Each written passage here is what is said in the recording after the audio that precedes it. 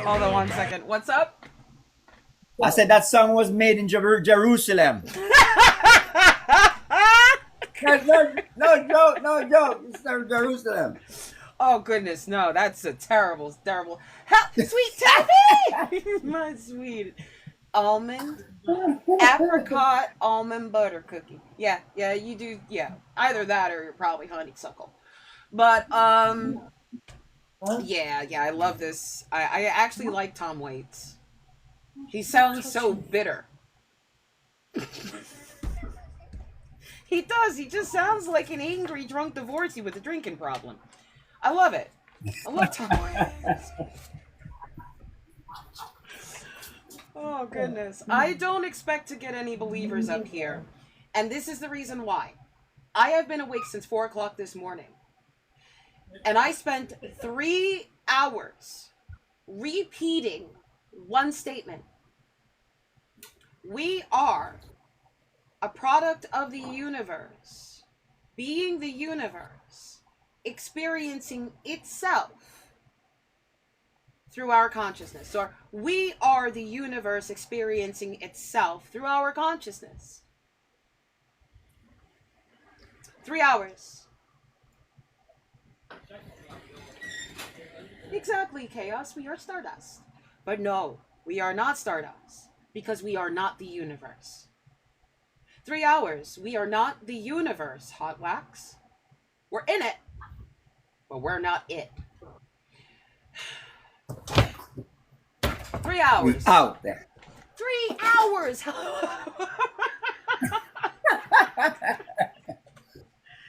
and then I got yelled at, and I told I wasn't thinking right, and all I did was just use words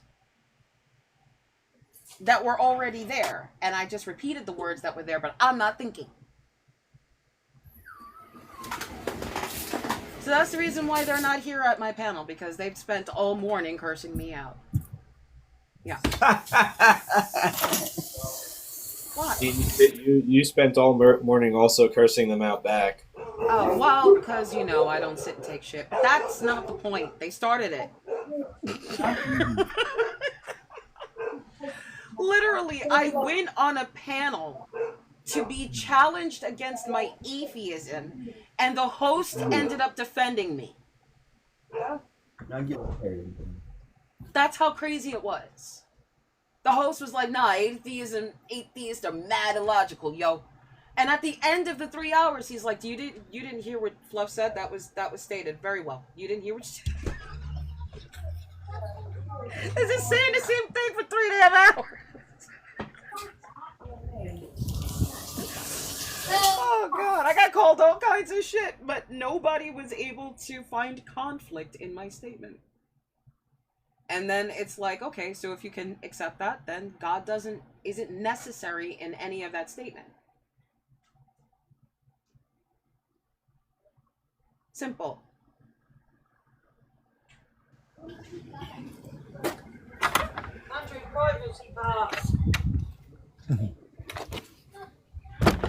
So how was everything, Fluff? Everything all right? It's good. I finally got over that dreaded headache. I will never take another iron pill again. As long as I live, I shit you not. Ooh, it was not the time. A heat wave and a headache. People were like, why are you so relaxed, Fluff? One, I'm minding myself. I'm staying hydrated and watching how I talk to people. Because yeah, you got hot. It's too hot. So how have you been feeling today? We've been all right. We got some nice sun over here now. We got some nice sun over in England. Yeah, lovely sun.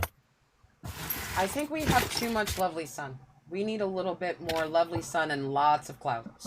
Lots of big fluffy clouds and cool breezes, because I'm not ready for that. But in England we don't get a lot of sun. We get cold weather and miserable on the missus all the time, and the missus get miserable on the other one time. So it's a miserable country. I'm sorry about that. So whenever time we got some sun, we have to say, yay, happy days. Everybody leaves the house to go play in the sun? because that happens where I Yeah. am. Like once that weather gets instantly nice, everybody's out of their house just walking up and down the roads. It's like I love it. They leave their cars behind. They just start walking. It's my favorite part. I Jean made D, beach in the US. am I saying it correct? Are you with me on Hello. purpose? Hi, are you with me on purpose? Hi. I was just joined in Uh huh. randomly. Oh, I'm sorry. no, you're fine. Do you want to take a crack at anything? I'm not going to even ask if you're a Christian or not. You want to take a crack at anything? I'm not. I don't do the. I don't. We don't do the Christianity over here. I was just curious, actually. So you said the universe can't create itself, but God can create Himself. Well, for one, okay. So here's the thing. I am unable to preach to a man, and the thing that we believe and how we live over here as a Hebrew, not a Hebrew Israelite, not the whole camp situation. We don't do the camps over here. But as far as being a Hebrew women, set apart women, we cannot preach to a man. So I can't even go beyond and preach to you because that's not what I can do. But I'm not a Whoa. Christian. I do believe in Yahweh. I do believe in the Father. Why did you I say believe his in name? Jesus. Why did you say his name? And if you believe in Jesus, then you might be a Hebrew, but you would not be considered a Jew, right? Not Judaic, Yeah, so right? no, because I'm not a Jew. The whole Jewish situation, that's a whole nother can of worms to open. So you're a Jew for Christ? Is that what I'm thinking about? Sit down, my love. Sorry, I'm just trying to get myself together. No, I'm a Hebrew. I'm not a Jew. I am a Hebrew. By blood, is what you mean. I'm a little confused on how it's defined because I hear Jesus and I'm like, huh? And then I hear that you can't preach to a man, and I'm like, oh, I don't like that. No, that goes against what we Well, believe in. but I hate there's a that. difference between preaching and having a conversation, Told you, right? broke. Like like telling me like your opinion on something isn't preaching to me. And like so that's where I was coming from. Like regardless, where this is just a conversation. Fluff doesn't even allow preaching on the panel, so I mean like a conversation is different, right? We're just talking about it, and so like I said, you said that God created Himself. The universe can't create itself. Well, Yahweh has always been. And that's just what I believe because everybody believes different.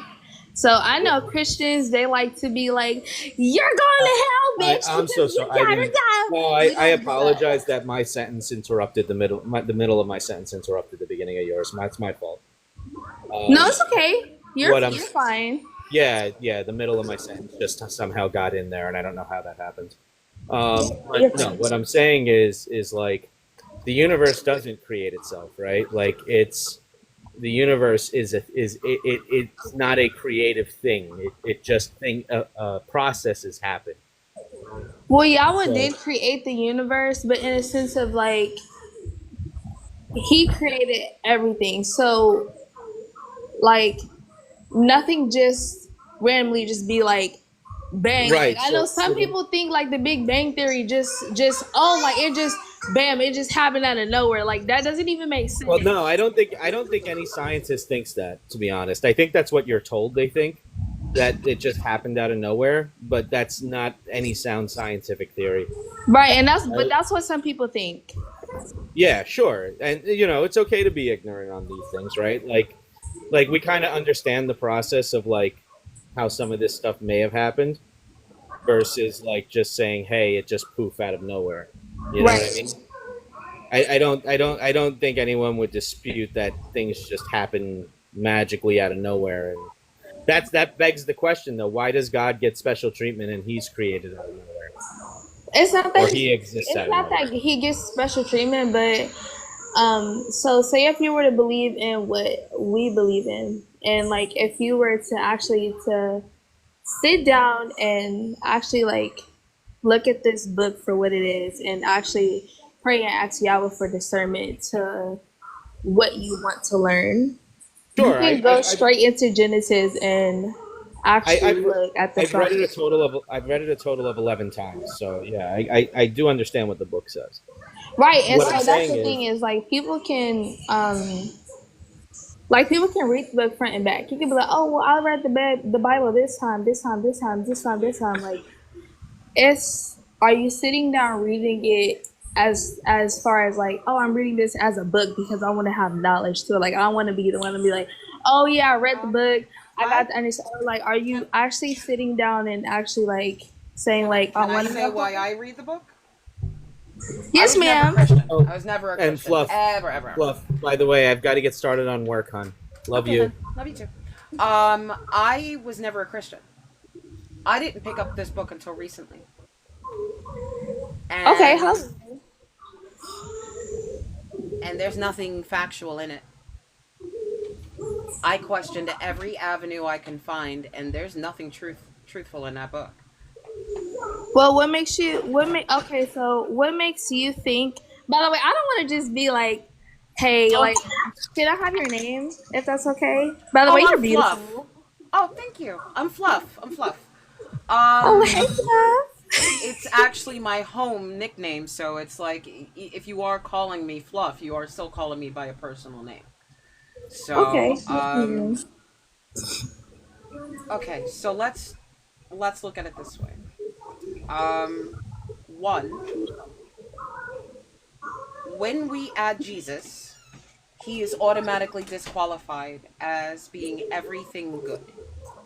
He is not the Messiah. He is not divine. He is not a prophet. What he is a necromancer. So let's put him to the side.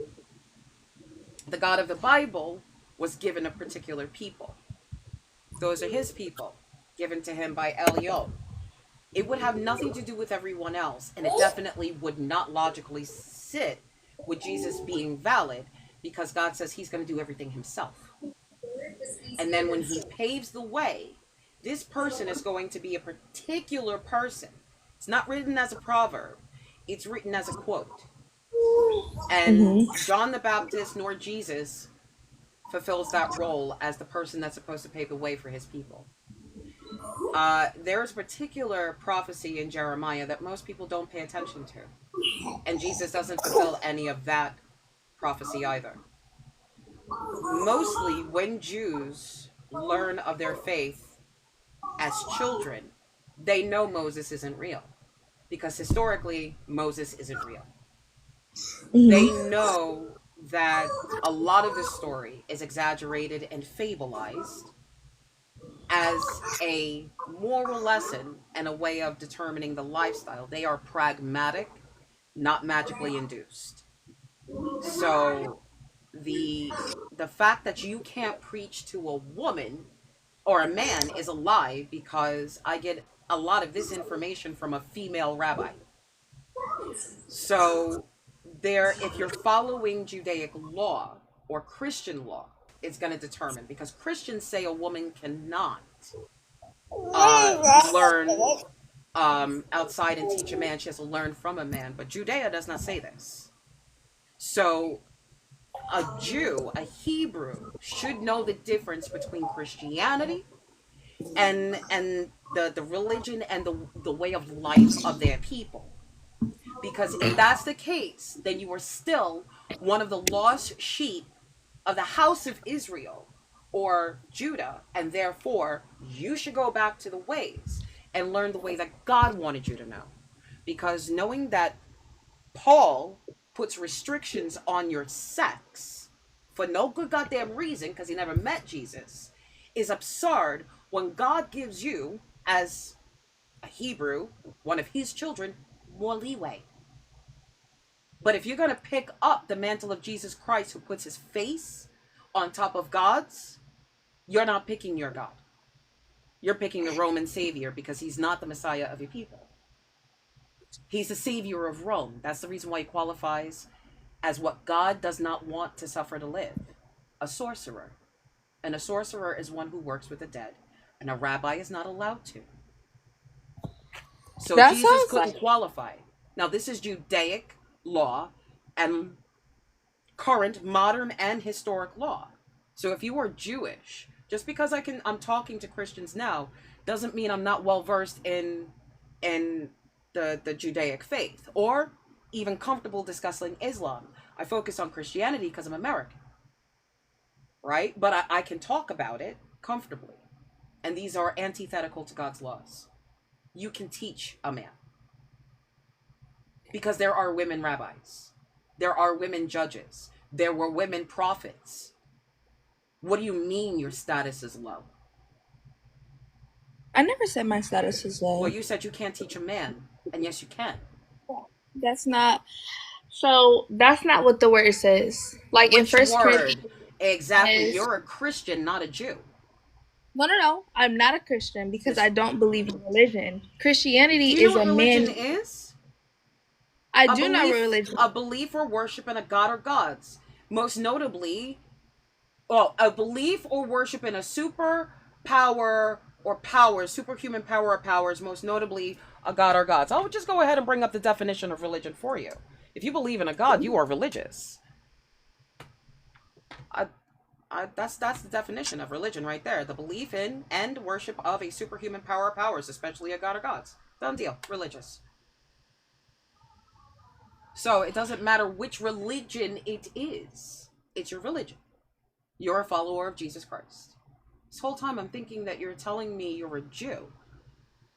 You're not acting like a Jew. You're acting like a Christian. So you're a Christian. No, I didn't tell you I was a Jew, and I didn't tell you I was a Christian. You said you're a Hebrew.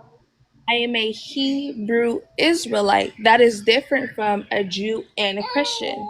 I know it is. It's actually less historically factual than everything else. I mean, there is absolutely no historical accuracy in the Bible. And your claim to be a Hebrew Israelite while following Jesus Christ is even less factually accurate. I know exactly what I was dealing with the whole fucking time, because I deal with these roundabout arguments of fighting what you really are on a regular basis, but your vocabulary is bound to the scripture. I know exactly what I was talking to. I do this all day. That's why I know you're not a Hebrew Israelite following the way of God, because you have to follow God's laws, and you don't. I do follow Yahweh's laws. No, if Yahweh told me to keep, But keep the Yahweh's not Sabbath, going to tell you unless you're a prophet, correct? no. Oh. So now Jesus' words qualify where God's words didn't suffice for you? Jesus was Yahweh in the flesh. How Yahweh could created. that possibly be? What made him Because- Yahweh in the flesh? And John. Here's John another 4, thing. The reason why I know you don't follow God's law as it is because you're saying his name. And even in the New Testament, God's name is hallowed. You're not supposed to utter it either way. The fact that you can't even follow that simple direction is evidence that you're not really paying attention to the law. You're not supposed to say his Where name. does that say? Well, where I does can that say say that his in the name. Scripture? I can say No, Yahweh's name. I can say any of those God's names. I don't believe in any of them. But if you're binding yourself to the ways of your life and to your laws, you can't say his name. Where does that say that in Scripture? I want to know what verse. I want to know what chapter and verse that says that, because then Whose name is hallowed?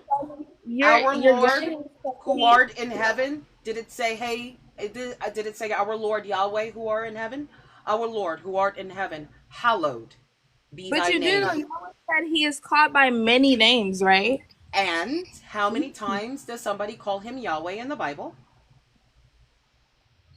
There's many different translations. Okay, so how many times is he called Yahweh in the Bible? I'm sorry? How many times is he called Yahweh in the Bible? Normally when he speaks, you know what he says? For I am the Lord your God. He doesn't say his name. When Moses literally asked him, My name what is, is your tell them I am that I am. I am that I am. Yeah, that's not a name. In translation in Hebrew text, No. It's That Hashem, the is name. Yahweh. No, it's the name. Hashem. When people are trying to understand what that name is, and you go I to need a database and you go to the database to see the Hebrew, it is going to tell you it is Yahweh. It is not part of the original aspect, it is the name Hashem.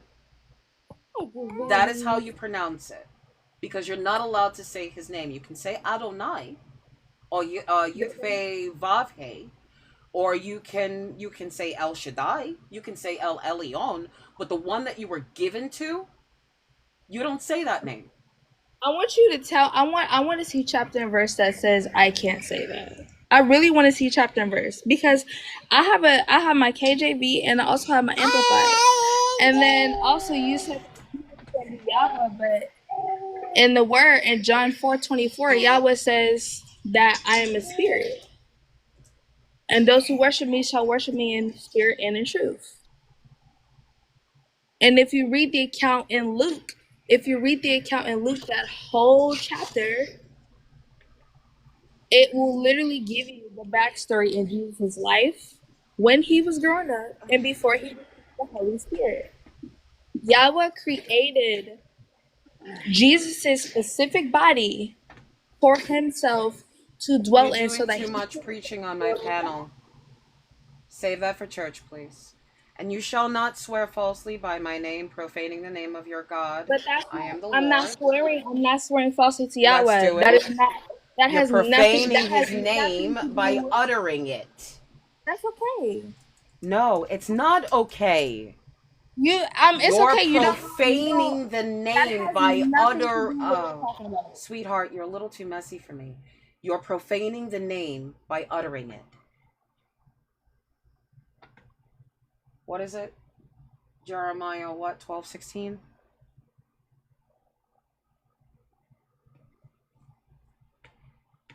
All right, let's take a look.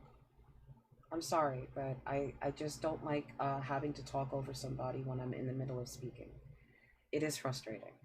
Thus says the Lord concerning all of my evil neighbors who touch the heritage that I have given my people Israel to inherit. I am about to pluck them up from their land, and I will pluck up the house of Judah from among them. And after I have plucked them up, I will again have compassion on them, and I will bring them again to their heritage and to their land, every one of them. And then if they diligently learn the ways of my people to swear by my name, as the Lord lives, as they taught my people to swear by Baal, then they shall build up the midst of my people. But if any nation will not listen, then I will completely uproot it and destroy it, says the Lord. So what I'd like to do is I'd like to break this one down, because this is the name that is given, as the Lord lives, right? You can come off mute. Just please don't argue with me. Let's see what it looks like in your KJV, because I don't want to fight with you over what's in front of you. So if this is what's in front of you, then I have to go by what you see. Okay. And it shall come to pass, if they diligently learn the ways of my people, to swear by my name, the Lord liveth, as they taught my people to swear by Baal, then they shall be built in the midst of my people. Okay. So I'm not going to fight you here. I said come off from you. Just don't fight with me. Feel free to speak. Just don't fight over me. Hold on. Do you want to give me another place where I can see? I'm sorry, I had a phone call. No, it's fine. Do you want to give me like another place where I have the Lord's name? Because this is the Lord's name right here. The Lord liveth. I literally heard nothing you said because I had to take a phone call because I have prep day on fifth day. Well, here's the thing. This is the Lord's name as he states it. It is not Yahweh. Mm-hmm. But if you look up Lord, tell me what that means. Tell me what Lord means. Because we don't even say Lord. Why do I need to know what a title means? Why do I need to know what the title means? We call Someone Yahweh, or Yahweh something having power, authority, or influence, a master or ruler. No, it's deeper than that. Used in exclamations expressing surprise or worry or for emphasis. Act in a superior and domineering manner towards someone. Confer the title of Lord upon. Let's see more. You're saying it's deeper Okay, than can that. I ask you something? Okay, so here we go. Can I ask you something? Yeah. Okay. When I first got on here, it wasn't until I argued because Okay. I You don't don't have to argue. argue. I don't debate. I know, but you were saying some really nasty things, and I was just like, I don't know why she like amping me like that because I didn't do nothing. And Well, then you're like I haven't yelling really at me, talking over me, and getting a little rude. So it's an I'm not, exciting. I Well, have here's not the got thing. really too It's much time. intense. It is intense. But sometimes the way we engage when we're having an intense conversation, we're not looking at ourselves. No, the And word is not intense. The word is true. My feelings has nothing to do with the word. So I always separate my feelings from the word. When it comes to the word in scripture and biblical truth, I always separate the two. well, Because I know my feelings here's the can get in thing. the You way. asked what you were doing that was rude. And part of what you're doing that's rude is while I'm in the middle of speaking, you're talking over me. I don't know. Hello, sweet background music.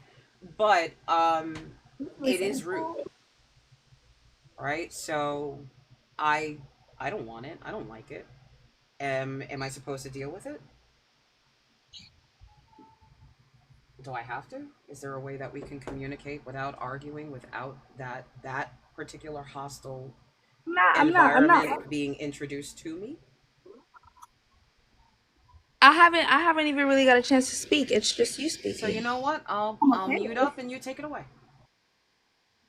No, I'm still listening to you, but I'm just saying in general. Like I don't because we're floating off too many different topics and then like I'm like what's the main topic that you're trying to hit at? Well, here's Because the 15 thing. I minutes that didn't was know what you came up as, and remember I said I wasn't gonna ask. right, yes ma'am. I understand. And then I already understood that you were giving me a Hebrew Israelite vantage.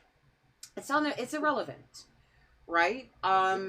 Like I said, do you want to answer any of the questions? You do qualify as a Christian, being a believer in Jesus Christ.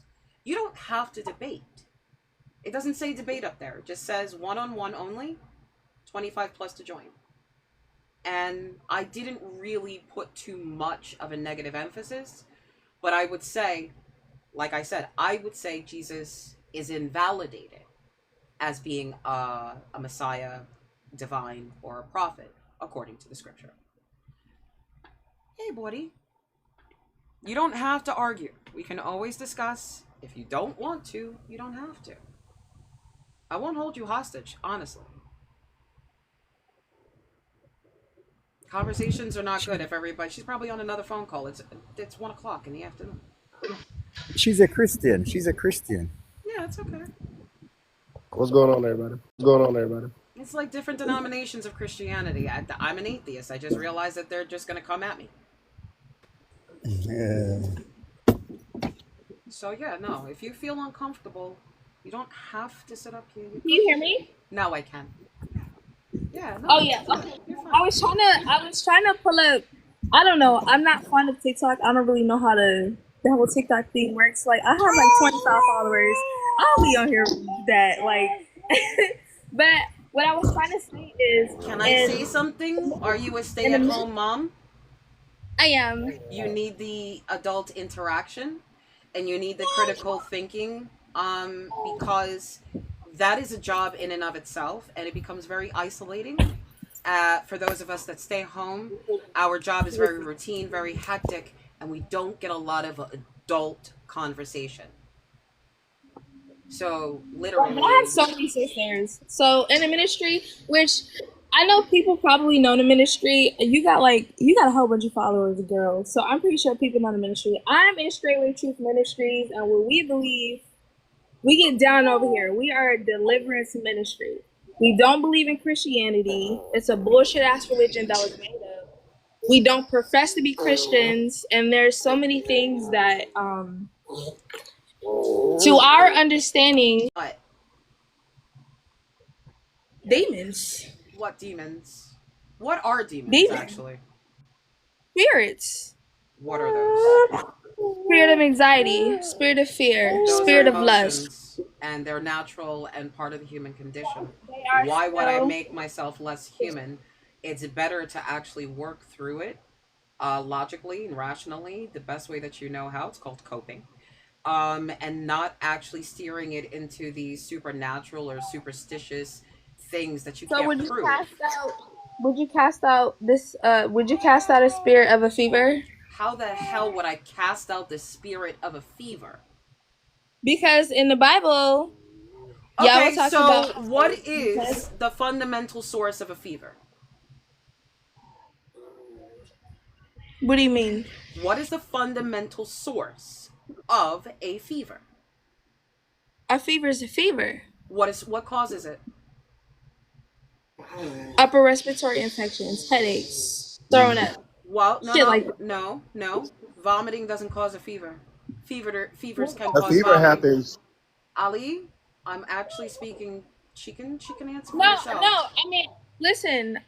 If I don't know something, then I'm willing to learn. I'm not Yeah, the type but that I'm not willing to fuck let you, I'm not- somebody take your I would agency. never be that person. I am not willing to let somebody take your agency and answer for you. My bad. No, it's okay. No, it's not. If I Not don't, on my panel. I don't do it. okay, yes, ma'am. It's okay. But it's literally, you have a voice. A whole ass fucking voice. Nobody needs to answer for you. But you. You're the But you only can. one that, no, he can't. Not unless, did he come out of the same mama as you? I don't know my mother, so So no. you don't know if he did or not, so we can't validate that he can speak for you because he doesn't know shit the way you do. If he's Oh, not your yes. clone, he's not speaking for you. Yes, ma'am. And that's how that works. Why? Because that's respecting you on my panel. Yes, ma'am. It's not respecting me, it's respecting you. Yes. Now, my only thing here would be, what would you be delivering people from is demons. Demons are spirits that you qualify as emotions. Emotions are human and animal. We have evidence of it being part of both. Would you exercise the emotion in a horse? If a horse is full of fear and anxiety, are you going to have a ritual and pray over the horse, or are you going to move the horse out of the storm? It's not a ritual. So I can never be an animal, so I can't speak for an animal. I would And you say that couldn't very be able to plainly. speak for somebody else. What if somebody is literally going through a severely hard time and they are having a hard time coping? You're going to sit there and try to cast out demons instead of helping them? Can I say something real So quick? for me, I can only speak for myself. I know Yahweh to be real because I've been in No, situations can to you where answer my question? Would you try to help the person or just send them thoughts and prayers? I do both. I would. No. Pick one. You Bullshit can't. or action? I would do both. No, bullshit or action. Why would you waste the time on the bullshit? What are the thoughts and prayers going to do when you can just show them they are in your thoughts and actions? Well, thoughts and prayers always help. Really? Show Just me have a one moment. time thoughts and prayers helped. Okay. Me and my master. No. I mean, like, seriously, have you ever sent thoughts and prayers to starving children and it magically gave them food? Have you sent thoughts and prayers to cancer children and it healed them? Have you sent thoughts and prayers to the homeless and they magically got a roof over their head? Have you sent thoughts and prayers to people that are in the middle of a crisis and all of a sudden the weather just cleared up for them and the tsunami just left all of the things exactly the way it was? Or did you see people actually getting off their ass to help? No, we've literally prayed and the rain has stopped on our prayers. Can- I see where you're trying to go with this, but at the end of the day, for me and what I believe, I'm telling you that prayer is real. Jesus is real. God is real. All the testaments in You're the Bible. telling me the same thing All that the the book tells me with the same amount of evidence the book has. None.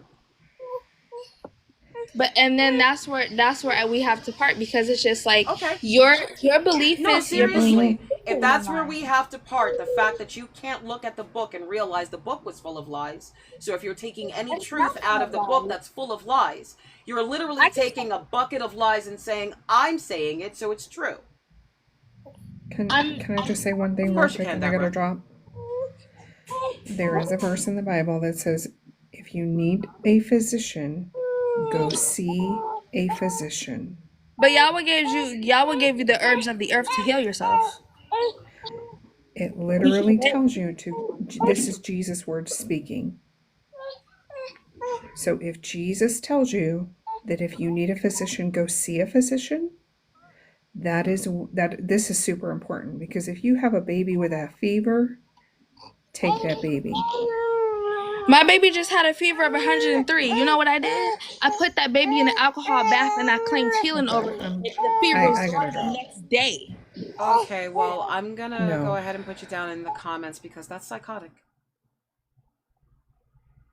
Whoa.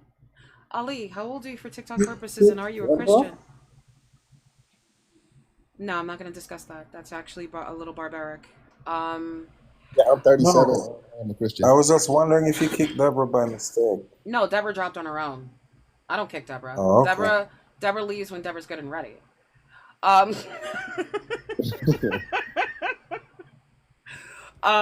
I had to put that down because that is actually very dangerous. Fevers are caused by an infection. Fevers are indicators that there is an infection. And especially if you're looking at toddlers, first things to check. 1, if the child is teething. 2, if there's something in the child's foot. After that, apply a normal amount of either Tylenol or Motrin. If it doesn't go down after a couple of hours, then call the physician, ask the physician's advice. Do not freak out at 100 or 101. Babies tend to run a little warm. Right? 103-degree fever for an infant is still not safe. But don't be alarmed when you take a temperature and you see 100. It doesn't necessarily mean there's something wrong with the child. The child is still growing.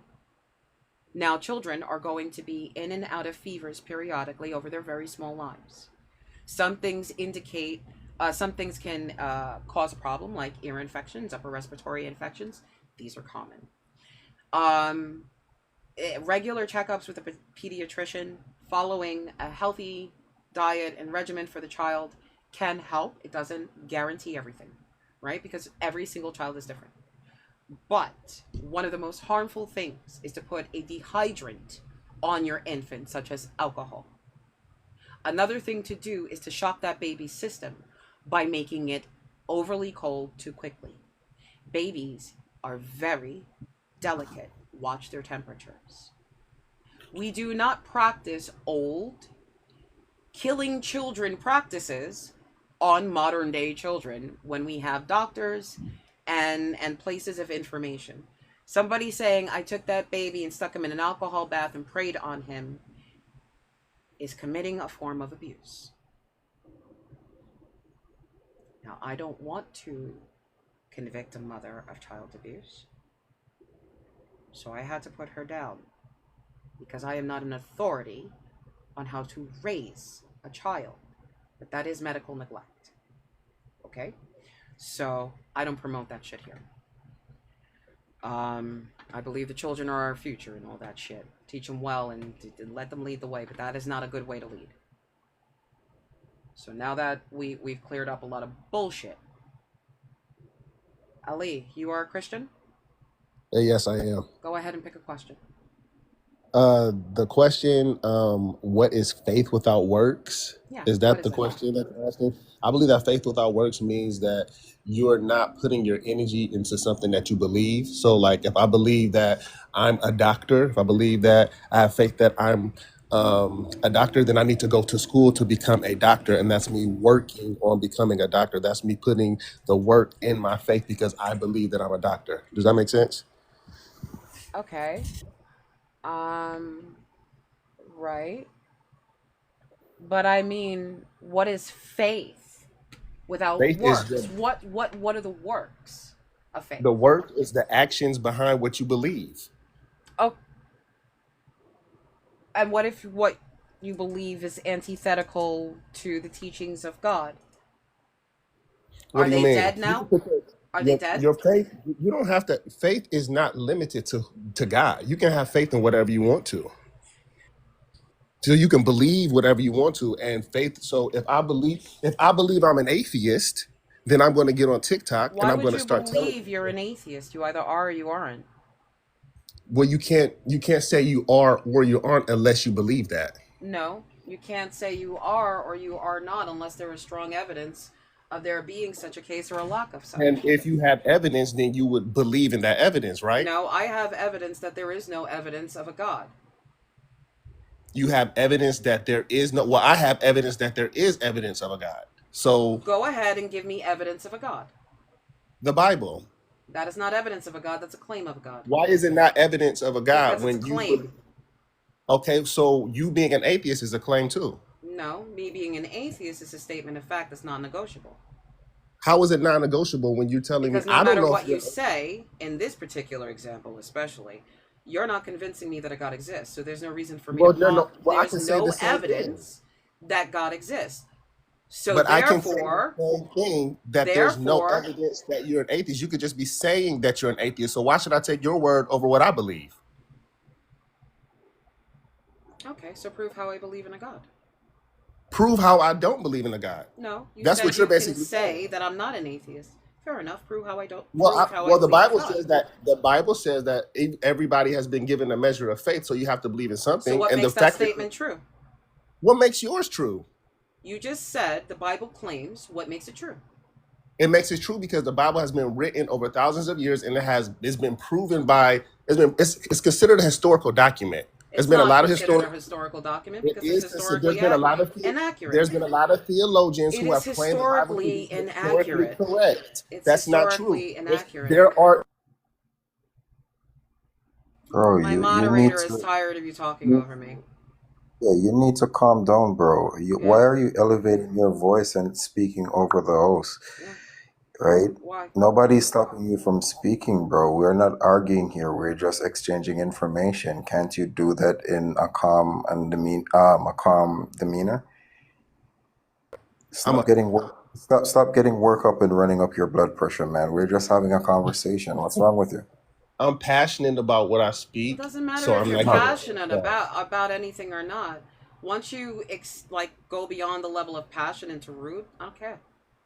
Well, if I'm Yeah. speaking, can you give me that same respect? Because there's been times when you've Let's interrupted see me if as you're well. worth it, because so far you're showing me that you don't believe I am.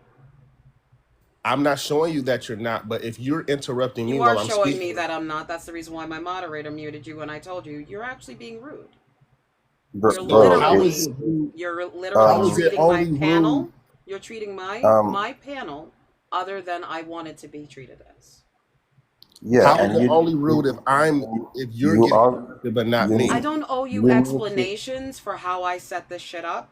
I don't. So stop Okay, then asking why me should to cater to this. Either you really I'm get to the asking for the topic. same respect that Let's you see if are? you're worth it, because I gave it to you initially, and you decided to throw it back in my face. So now you have to earn it back the second time. Why? Then you have to earn mine. No, I don't.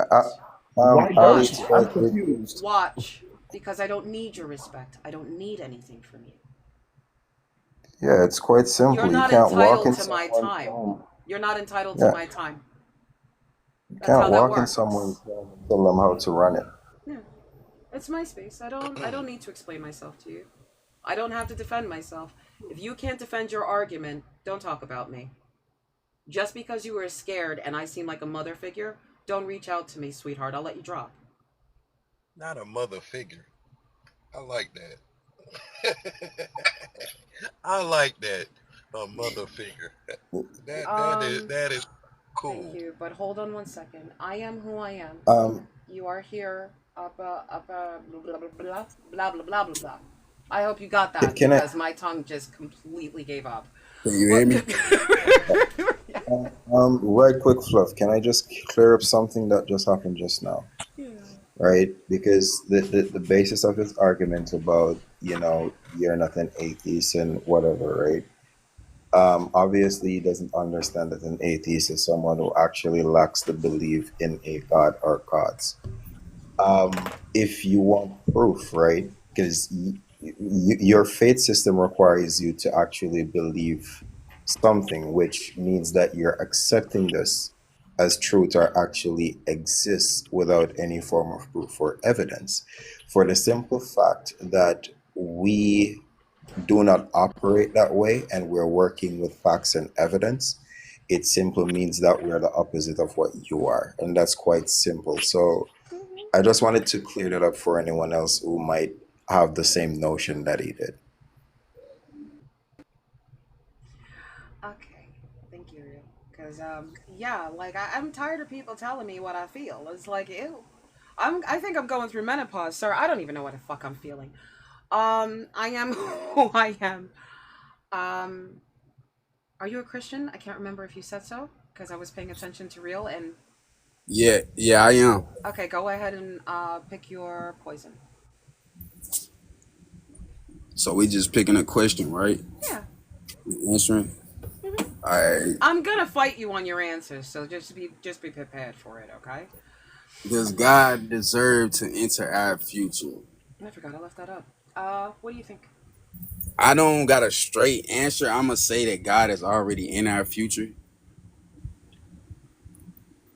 Like, Whether cause he's there or not, it's irrelevant. Does he deserve to be there or not? Like somebody could have a foot fungus. It's on their foot, but it shouldn't be there. I mean, we all have free will, so We don't have free will. we do have free will. We can do Explain anything. how we have free will. Because literally anything you want to do, you can do it. There's nobody stopping you or nothing stopping you. Oh, I wish you had actually chosen a different angle of argument because I'm going to take free will from everybody in the whole world, ever, ever, ever. Free will, actually, is the ability or the power of acting without the constraint of necessity or fate. The ability to act at one's own discretion. This is not what you have, neither as a Christian nor as a human being. As a human being, I feel like we do because we have the choice to believe in are anything we want to. irrelevant. Your feelings are irrelevant to whether or not it's a statement of fact.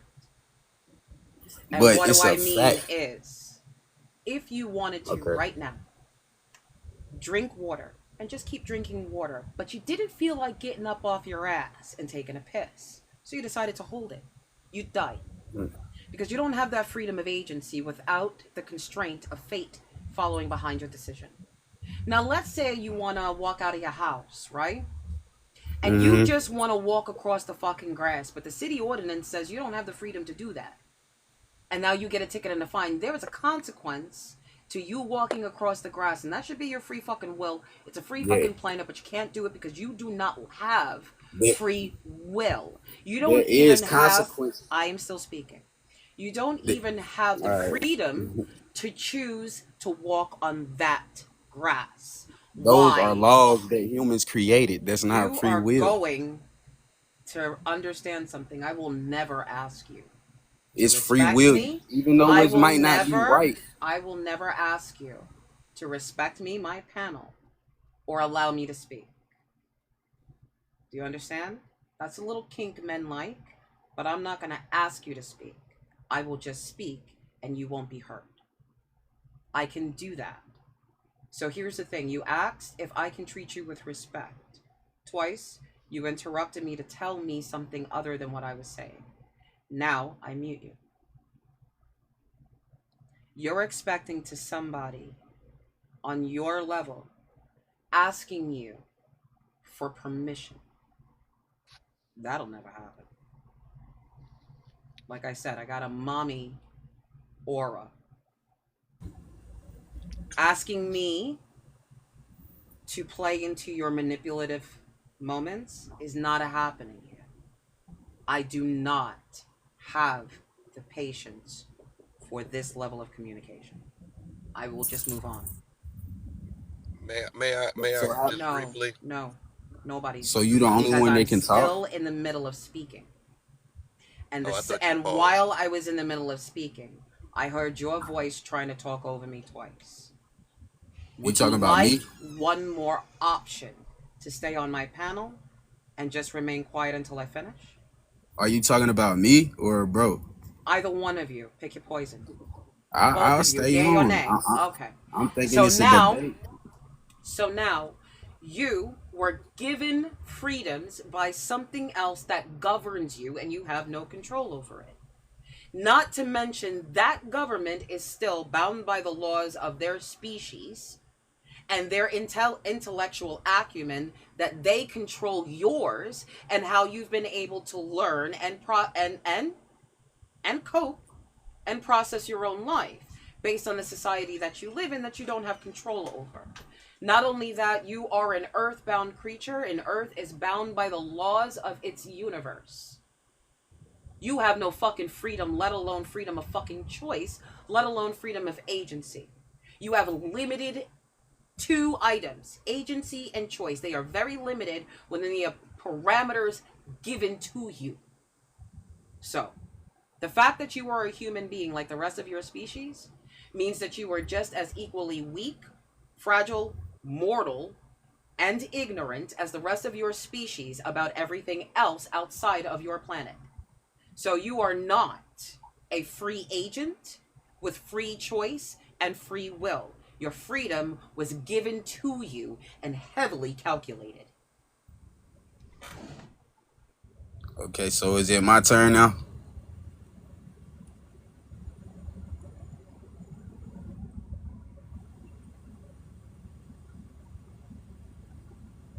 I was just gonna say, my man, there's a difference between will and free will.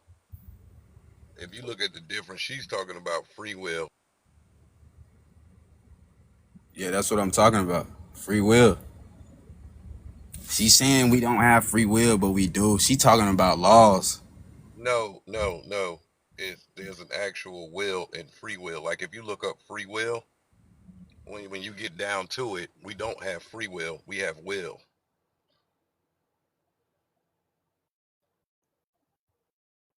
So exactly what you're talking about is will. And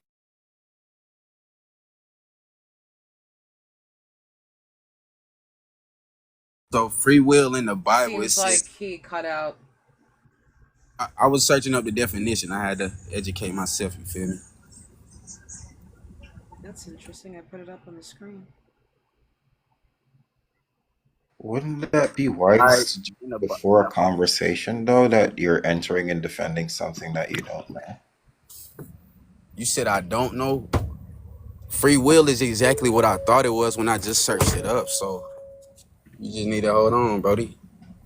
Free Is will it? is the ability to do anything you want to, like think for yourself, all that. You talking about laws. Now I Acting want without constraint. the comment section to pay attention that he has no fucking idea how to read. How are you gonna tell me I don't know how to read? Because you don't know how to fucking read. Power of acting without the constraint of necessity or fate, the ability to act at own discretion. I don't know how to read. Nope. Do you have laws that governs you? I mean the laws that the government put on us, but Da Yeah. Do you have to? da ta Do you fucking have to? da. Do you have to abide by those laws without? I mean Yeah. in Do you have all to abide by reality those you laws? don't have to. You don't Okay. have to. So if Even you though don't it's abide to wrong. those, if you don't abide to those laws, are there consequences? Yeah, it's consequences. Right. So once there are consequences for your actions, right? To do whatever the fuck you want to do, It's it up to simply the means that person you if they're don't have reacting any. without constraint or It not. simply means That's that free you will. don't have free will, my guy. It's up to the person who's actually using free will if they're constraining themselves because of something or not. Bro, does the law hold? I'm Yeah, thank you. sorry. I'm sorry. Damn. I ran out of the headspace. Like I said, I have been fighting a headache and heat. I'm not doing this to myself. Twice. Repeat twice. I'm done. Do you understand? Twice. I said it the first time. You gotta pay to be this fucking stupid. That's a done deal. Hey, Fluff. Hey. I said 3 Oh, fucking good hours man. I sat through. We are the universe experiencing itself through our consciousness. 3 hours. Damn. I feel your pain on that one. This morning, I was sitting with a guy for about 2 hours, listening to him saying, uh, "We are energy, and spirit is energy, and both of them is the subconscious This is a mind." better And question. when we unalive, the spirit moves on, right? It was just one huge circle, right? Because I'm like, break that down for me and make it make sense, because you don't realize that you're engaging in a circular fallacy right now, right? Because I ask you, what is a spirit? You said that the spirit is energy and we are energy, right? So I ask you, so where is the spirit? You said it's in the subconscious mind. So I ask him, do you have a subconscious mind, without a brain? He Well, didn't want to if you answer want to because he ask me realized that. how am I an atheist? Yeah, that's a better question, because literally, if I have to repeat myself 3 fucking times and you're literally like just ignoring things, that's a better fucking question, don't you think? There's no evidence of your God. Done deal. I'm an atheist to your God and all the others. An astronomical claim of a God requires astronomical evidence other than some fucking book said so. Love of Pete. By men who never existed.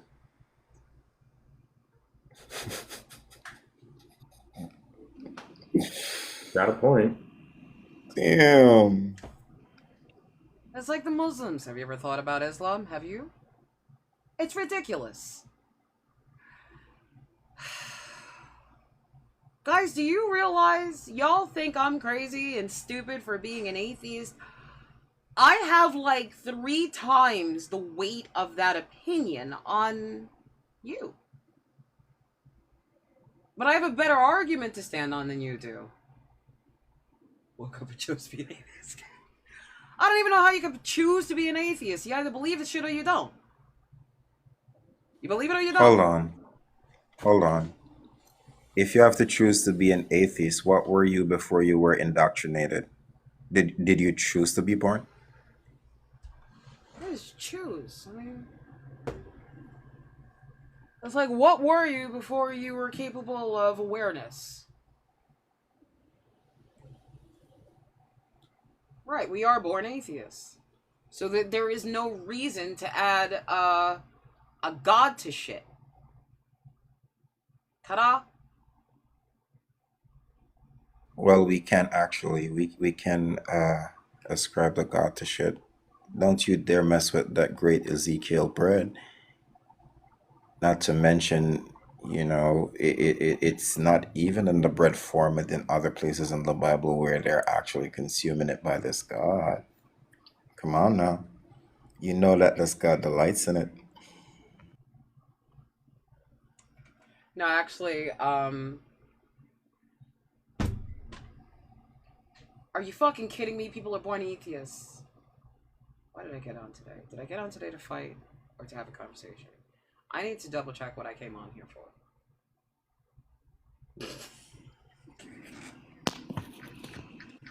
Well, I to be fair, Fluff, and this is just my interpretation. Take it for what it's worth. I think you're here for both. Okay, alright. Why not both, right? Ah, I mean, shit. but also you're in a very very easily prone headspace of matching energy. So if someone Yeah. comes up for a conversation, you'll have a conversation. If someone comes up and starts being attacked first, like start being attacky and punchy, then you're like, okay, motherfucker, here come the gloves off. Let's fucking go. Is that who I've been? Because, like, people have just been, like, running my patience out. Some guy went to just read the prompt, and I'm like, yeah, what do you have to say? I mean, your patience is only affected by your health. And if you're not feeling good, then of course your patience is going to be running low. No, it I, is. It's just hot. I love this new approach, Fluff. No time for bullshit. I love it. Well, yeah, See, of course you do. That's I'm been your. heartbroken? Fuck. You want to get up here and tell me what the hell happened to me? Because I don't fucking know. Come here. Tell me, Richie, 2 times. What's going on, Richie? 2 times, 2 times. What am I hurt about? I would love... I do get my mental health days in, Archbishop. I normally sleep. I'm always fucking tired. I don't know what the fuck's going on. I'm always fucking tired. Lola Dika says, pray And then I away just the got more menopausal homework demon. today. So it's just like, shit, I got more thinking.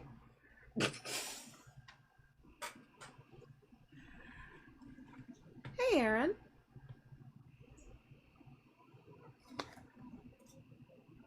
Yeah. Hi, Aaron. How are you? I'm good. How old are you for TikTok purposes, love? Infinity and beyond. I'm gonna need an age because TikTok's listening.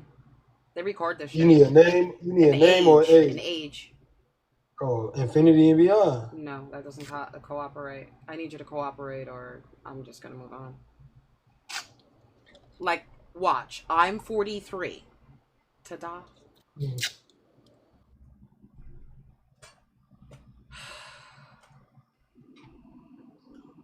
Get out of here with your Buzz Lightyear. Aaron?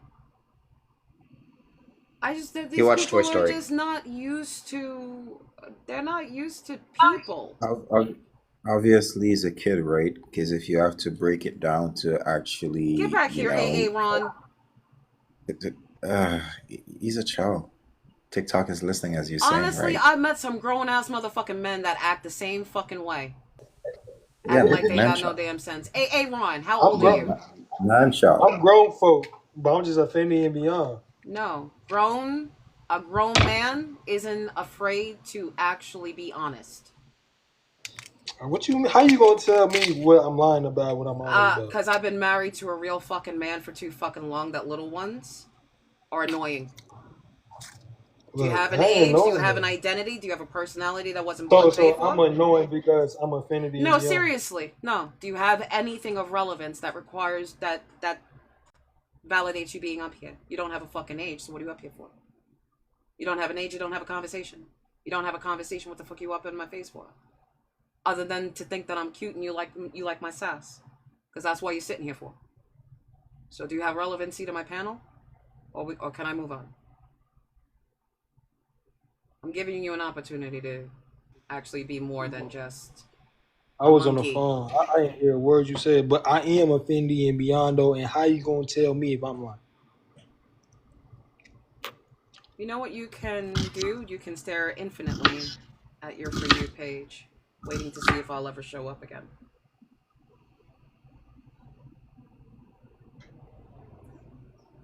That just felt good. I needed to do that. It was cathartic for me. Yes, I know he's rude. Yes, I know he's annoying. Yes, I let him back up so I can get that out my system. Sorry. Every once in a while, I just need to go. Okay, well, I'm here. So you Pick just on me. met Go ahead. you just Feel met better. God and kicked him. Yeah, I let him back on so I can be an asshole to him and then kick him. Yeah. I'm being absolutely honest. I had such a clear, transparent motive on that. Like, I really didn't care what he had to say.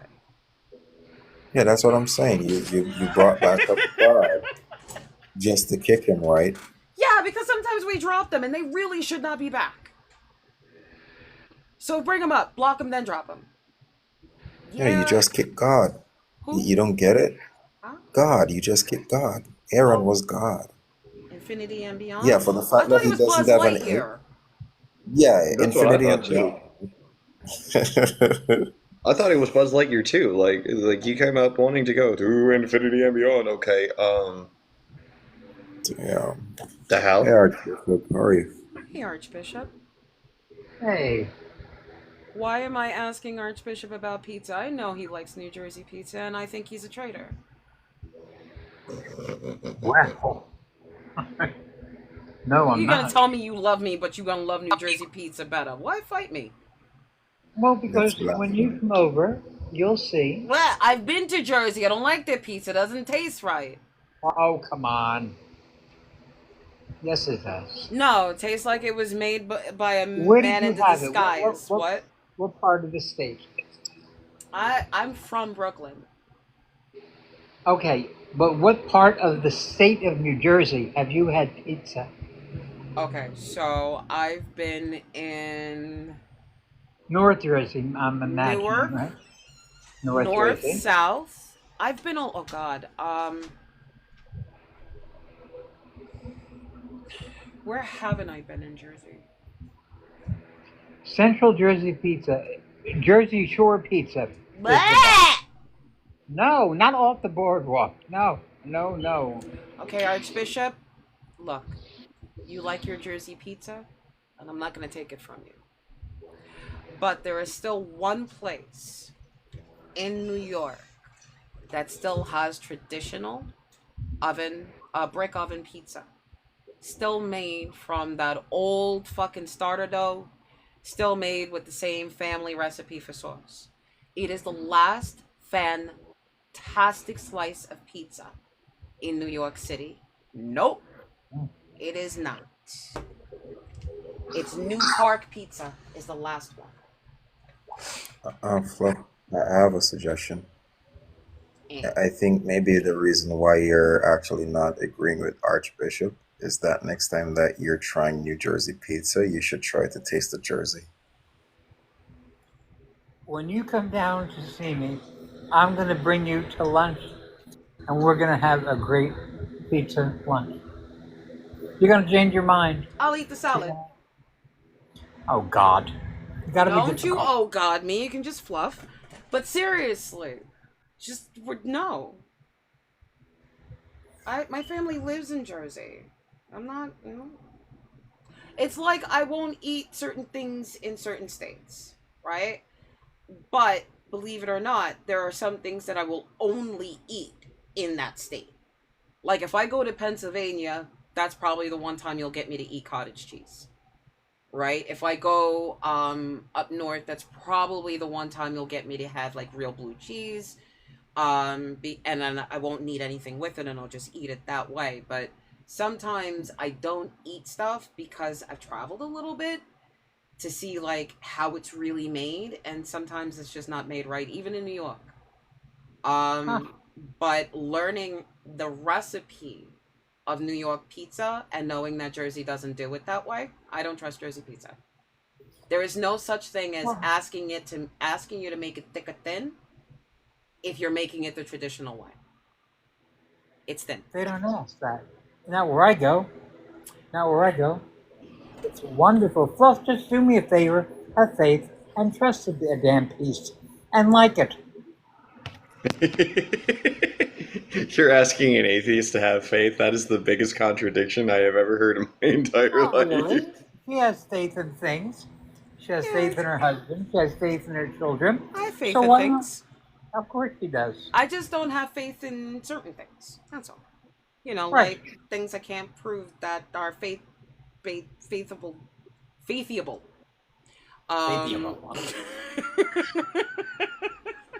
Faithable. Faithable. Faithable. But yeah, no, Why'd you have to do that face like you were going ahead and you're literally popping off like Ace Ventura right there? It's just like faithable. Yeah, I had pizza yesterday. Oh. And it's still not the best pizza, and it's good. It's really good, and it doesn't hit the spot. Because the thing is I don't know if anybody gets hit with this like I do. I get cravings for dishes that the last time I was a child. I will get severe cravings for them. Like some people don't understand, I get cravings for oodles of noodles. Like somebody please put the MSG back into my ramen. Right? Like I don't know who this is, but make MSG ramen and non-MSG ramen, and can we get the noodles back? Because my noodles are supposed to smell a certain way when they're wet. Oh my God, I never heard that put that way before in my life. You're not wrong. You're not know wrong. what I I'm thought saying? you would have had that.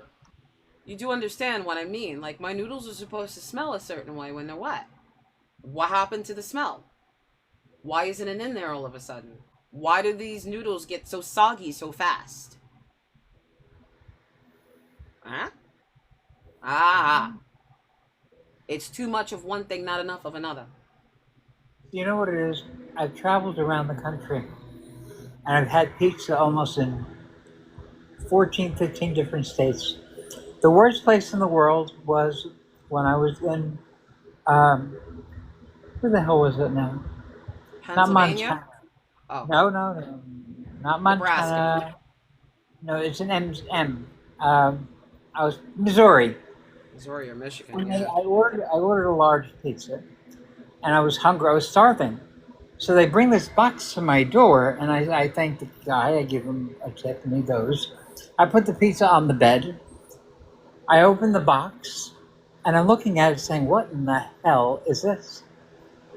Somebody took yellow cheese, grilled cheese, and with the square, the whole freaking, and just laid it on top of the dough. Oh my God, it looked like somebody vomited on my pizza. I called the pizzeria, and that's exactly what I said. Who the hell puts American cheese on pizza? Where is this ever done? So you see, for years, I have been out of New Jersey for many, many years. I and watched somebody add ketchup to their pasta sauce in real life. No. Oh, in God. real life. No. Just no. Just no. Mm-mm. If you want red pasta sauce, Red sauce on pasta. Make red sauce on pasta. Yeah, but don't do fucking ketchup. Ketchup? No. Like, I I never heard mean, if you like that kind of acidic flavor, just add wine, like a red wine to your sauce.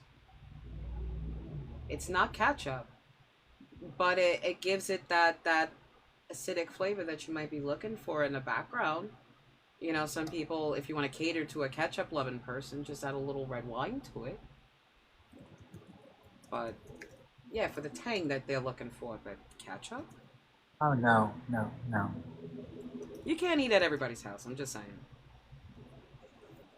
You can't King eat Jesus Christ joined. Why do I think that King Jesus Christ isn't really Christian? Could be. I don't think so. Do I have any Christians in the comment section that would like to come up and talk to me about things without yelling at me or running around in circles? Because this is starting to get kind of crazy. Like, I'm always dealing with dodgeball, guys. Why is it always dodgeball? Every time I turn around, they're like, oh, let's play dodgeball with the little crazy atheist. Like, it's not helping me. Who's here? Is it really like 103 people of my followers? Yep. Guys, can you share the live out? Yep. Share the live out, tap up the screen. I know, I love you guys too.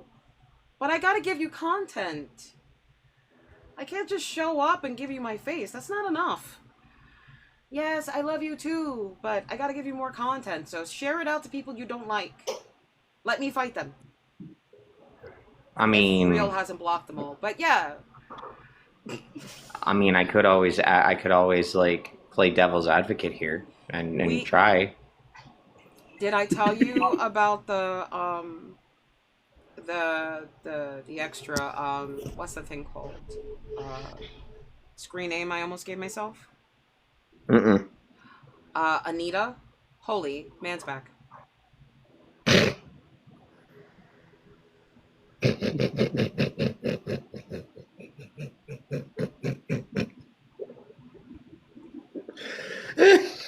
Problem is I'm gonna have a really hard time pretending to be Christian because I really don't want a holy man's back.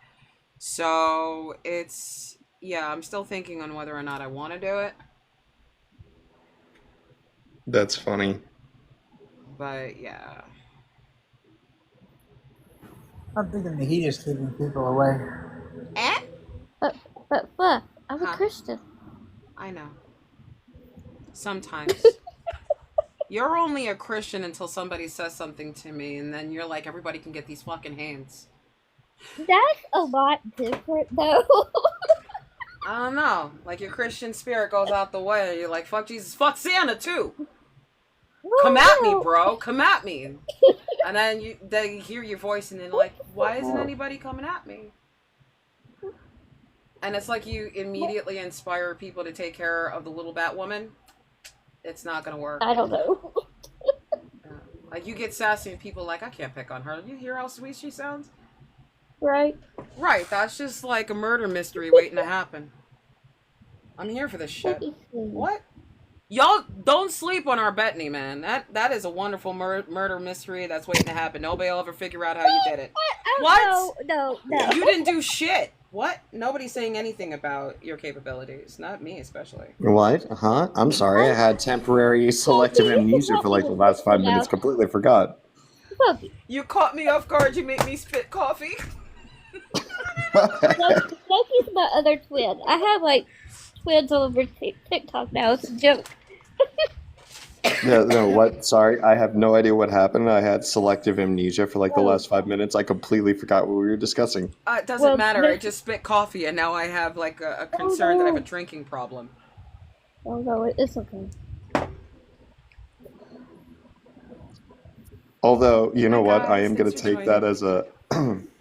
Please don't take this the wrong way, Fluff. This is said out of love.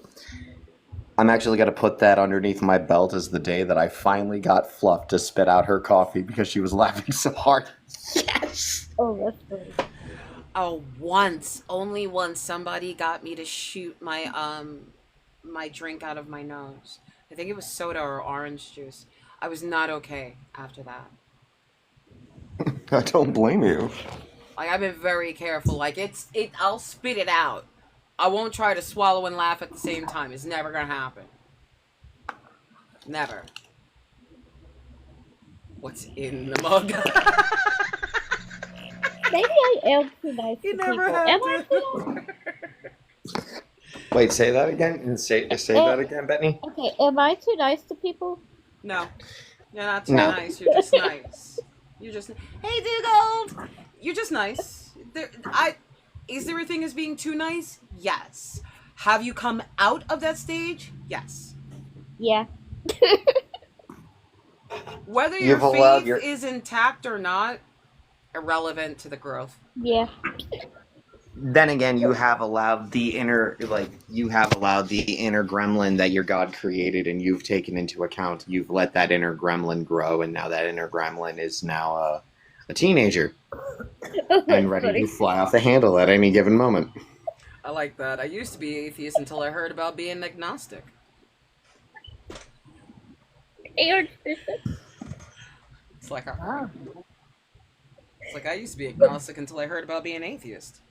It's like, what? Let it all go? ¿Por qué no los dos? I have no idea what that means. Why no the two? Pro? I don't know. It's supposed to be porque.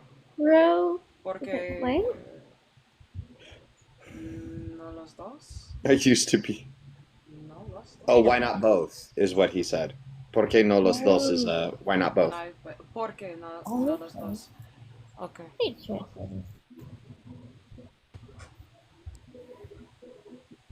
Hi. I'm not an atheistic, agnostic. I'm not an agnostic atheist. I don't care. Agnostic?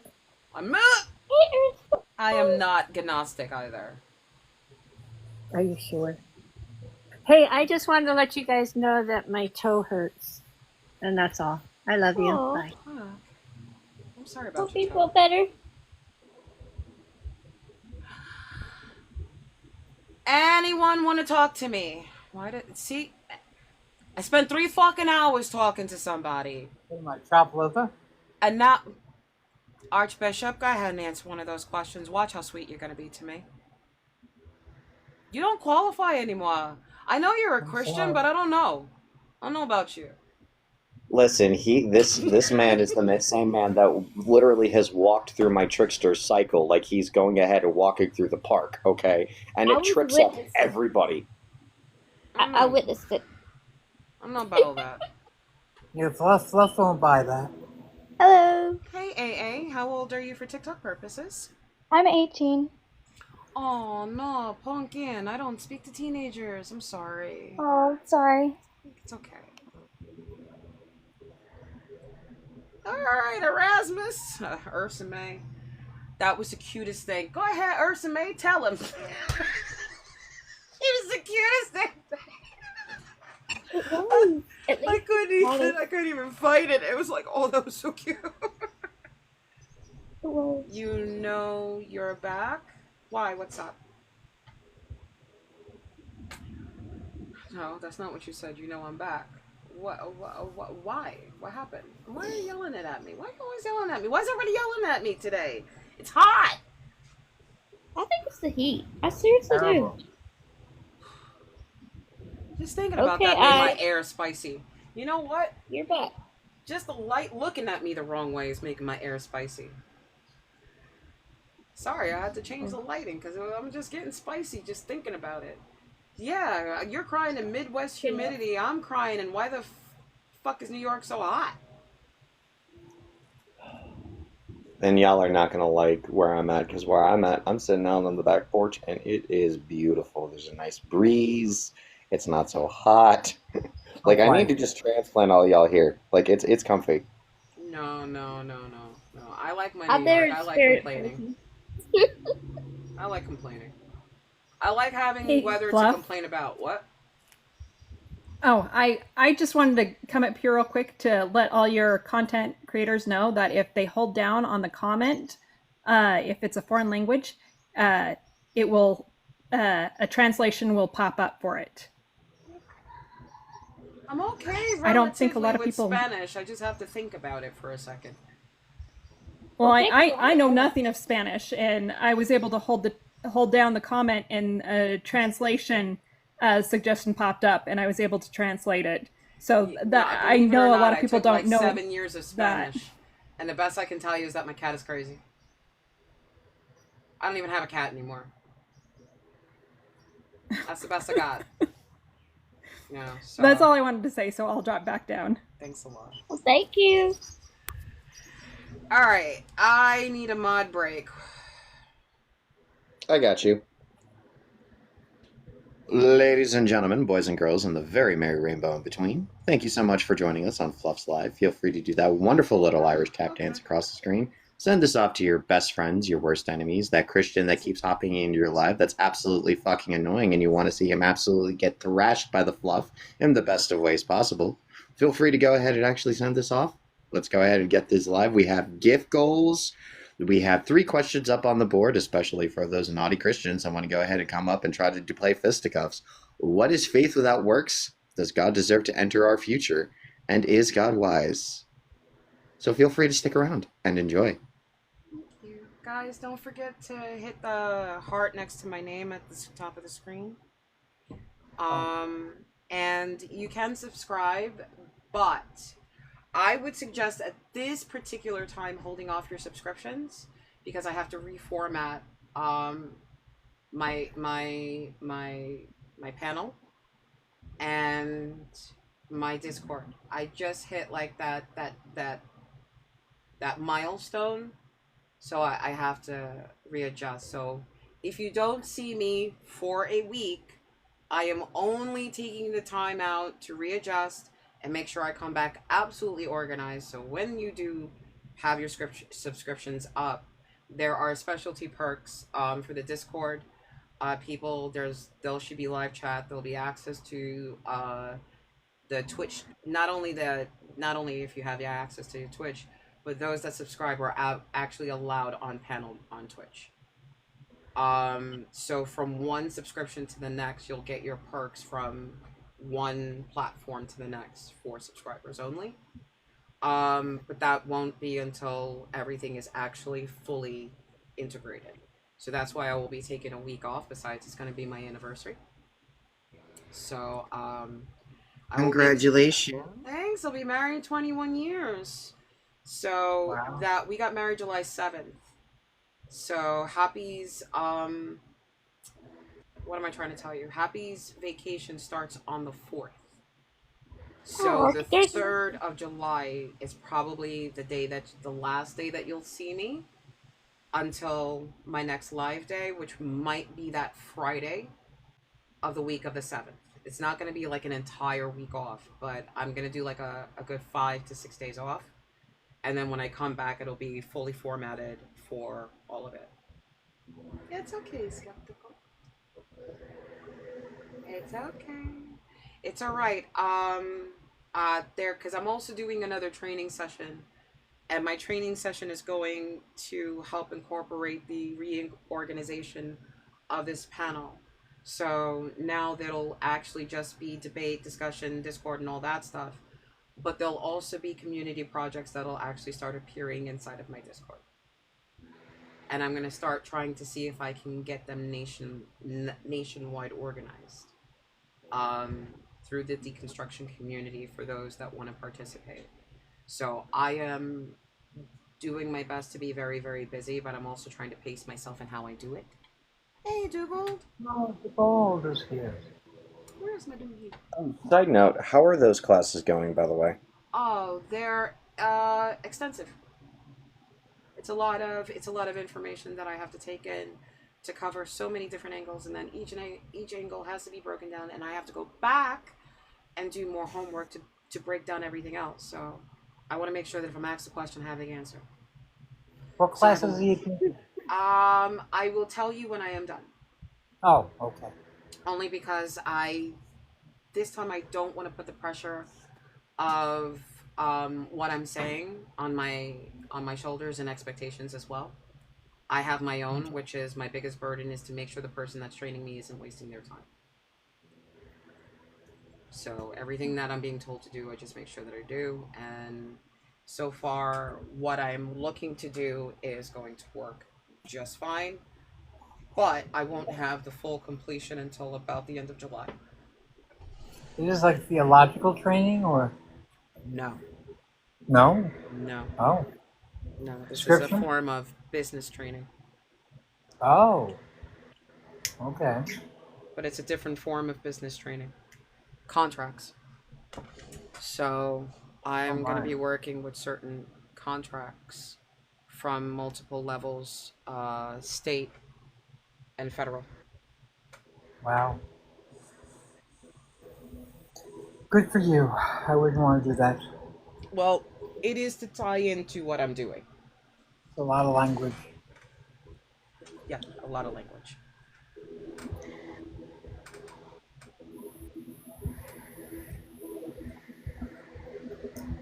Grant, what's up? Hi there. Yeah. How you doing? I'm good. How you feeling today? Doing well. I came to tell you a really dumb dad joke, and then we can call it. But why does the Vatican smell so good? Because of the potpourri. I was See, your reaction is exactly what we're looking for.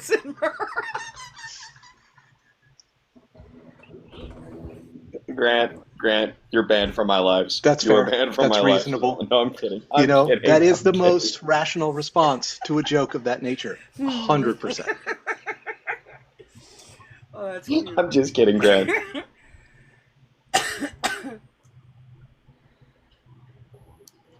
I liked it, Grant.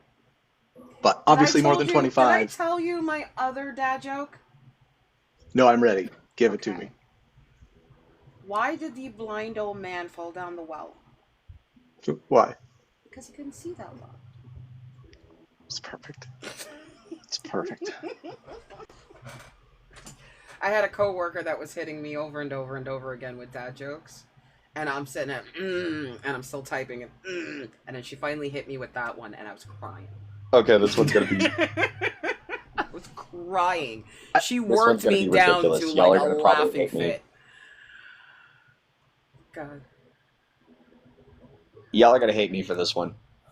We're ready. So, a couple days ago, I got into a peekaboo accident. They had me for days in the ICU. Boo! Boo! Yeah. That was funny. That's good. I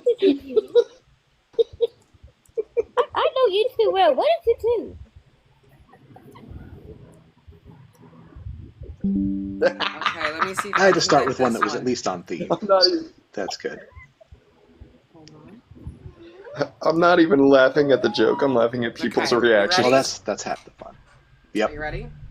Go for it. So, a rabbi, a priest, and a whale walk into a bar.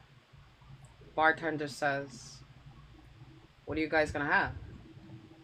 Rabbi says, "Of course, I'm gonna have my favorite, the Manischewitz." The bartender's like, "All right, one Manischewitz, come right up." Looks at the priest. "What about you, Father?" He's like, "Come on, I'm gonna have that. What is it? Sacramento wine. That's my joint." The bartender's like, "All right, one for you, and for the whale, what do you want?" And whale said,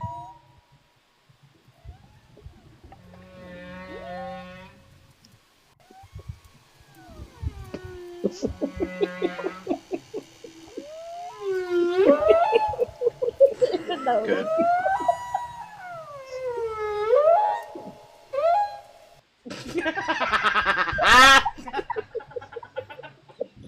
"I'm sorry, I couldn't help it."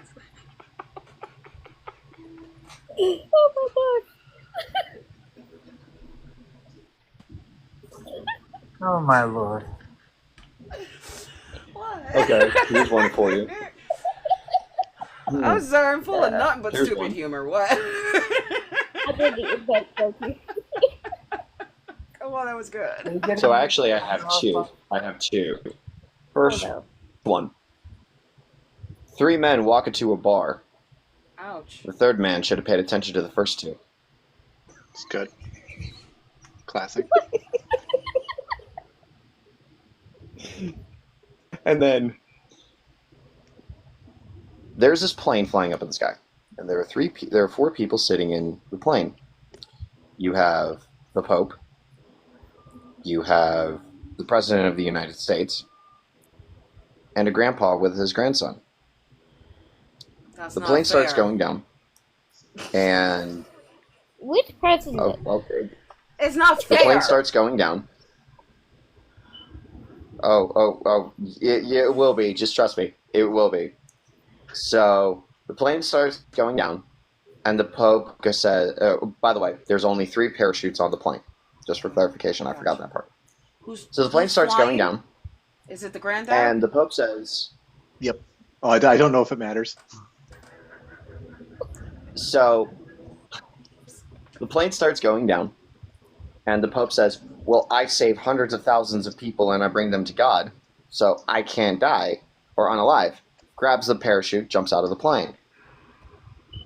The President of the United States says, well, I lead one of the most highly successful nations. I'm the smartest man in my nation, so I'm going to jump off the plane. So to grab it, jump out of the plane. The grandfather looks at his grandson and says, grandson, I've lived a very long life. You take the last parachute. Kid goes, no. Grandpa, it's fine. The grandfather says, why are you saying it's fine? The grandson looks at his grandfather and says, yeah, the President of the United States took my backpack. Oh no. You didn't put up there.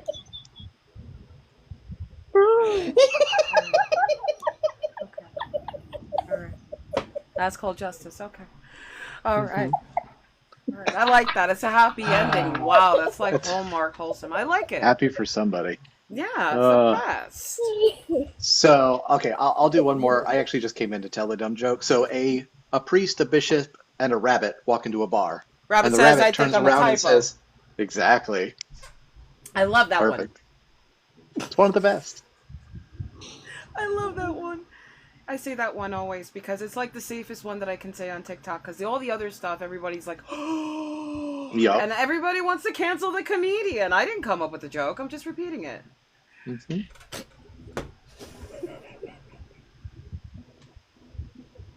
Sorry, I didn't. Oh, I have a really bad one. I don't know if I should say it. Oh, we did all of the bad I have a ones bad one. like early in the morning yesterday. Actually on Father Okay. Mark's panel. Okay, so then here we go. Okay. Between a carrot and a hormone. Wait, what? What's I the know the difference puns in there. between a carrot and a hormone? I've never And a heard of hormone, carrots. yes. Me either. Mm-hmm. Wait a minute. Okay. What do you call an atheist at a funeral, all dressed up and nowhere to go?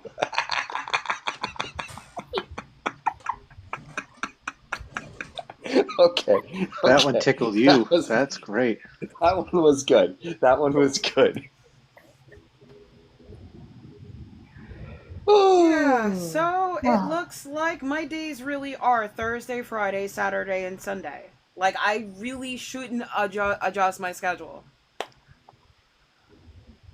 Not No, mean? I don't think so. No, I don't think I should adjust my schedule. Everybody expects me on those 4 days. Like, I went live on Monday. Everybody said, what are you doing here? Like, are you okay? So if you're hoping for engagement, aim for those days when people know you're here. Or maybe I should start doing a morning shift. Like, what the fuck? Go live at 4. Actually, that would give me more of my day free, especially. I mean, it's still 11 o'clock on the West Coast, Or so, 2 o'clock on the East Coast. I Yeah. loved the girl moment. We literally, Father Mark had nothing but women of all different faiths on his panel, and all we can do was talk about, we eventually just came down to bra sizes. First, we had to discuss how hot Rabbi Hannah was, and then it got down to bra sizes. Oh, no. Like, first we had to go, oh my god, she's gorgeous! And then, oh, our breast. Like, we shouldn't even have sizes. Like, I loved every bit of it. Because it's like, women, no matter where we are or what we are, we just gonna women. Yeah. Just gonna women.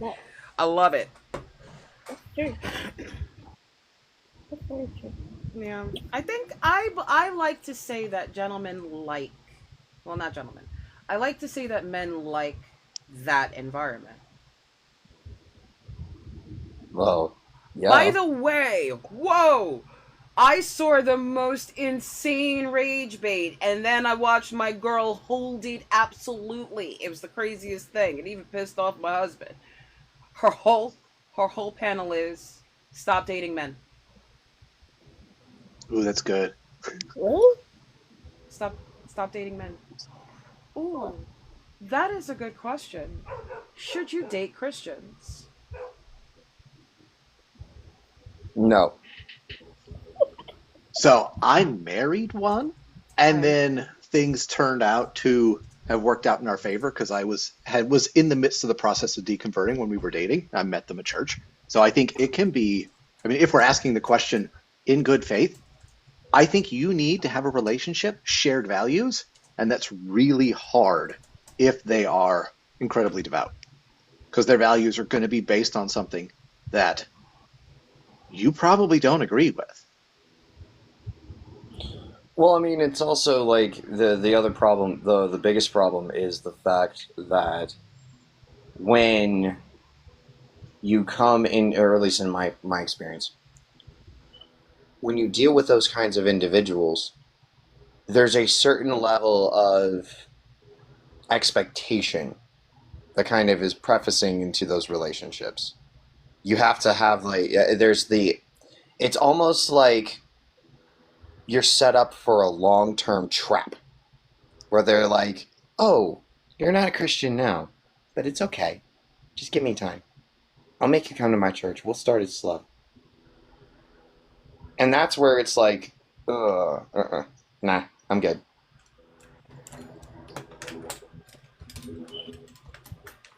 That's my 2 cents anyway. Yeah, I don't know. I gotta let you know something. It was the strangest encounter. I was working at a candle store, right? And my brother-in-law mentored and tutored the gentleman that later on created his candle store utilizing the same skill taught. So I got the job, right? It's like, hey, I got somebody that's gonna need a job. He's like, of course. So one of the most prettiest men I've ever seen. And he had the cutest little crooked tooth. It made his smile so adorable. And devil may care. He came in a couple of times to flirt with me, gave me his number, and then got annoyed when I said you're late. He was half an hour late. You're late, right? I was not Christian. I let him know right then and there I wasn't Christian. He thought it was his mission to bring me back to God. However, the fact that he thought he was so righteousness didn't intercede in any way, shape, or form with that 7-year difference between us. Notice that? My belief system is a problem. My age wasn't. Now, he was willing to feel guilty and everything for a piece of that ass. But there's a problem with my ideology. I'll fuck you, but I think you're wrong. Is that a normal Christian thing? Because I made it like a point after that to make sure I didn't date them. Because I was like, isn't that the craziest fucking set of standards? It is. I see it in church a lot. It's no different than racism. I'll fuck you, but you're still a this, you're still a that. Yeah, You know, but I won't ever bring marry home. you. Yeah, I'd fuck you, but I wouldn't bring you home. I'll fuck you, but I wouldn't have your kids. Right. Pocket Lint, how you feeling, baby love? Hello. Did you see my chat? What's up, Pocket Lint? It's gone by now. I was trying to get you. There's this pro-life debater, and he's like a Catholic from England or something, right? And he just brings up women all day. I've tried to debate him. I've sat in his live for days waiting to debate him. He only debates women, and then he just bullies them and mutes them. And like, dude, I was trying to. I was like, I need to send someone to this man. And then I thought of you. I was like, he wouldn't be able to debate you. He would just crumble and probably just block you. But like, he won't ever even try. But his name's Divine Order, and he's a quote unquote. Yeah, no. Student debater. Oh, ugh. I've already spoken to that person.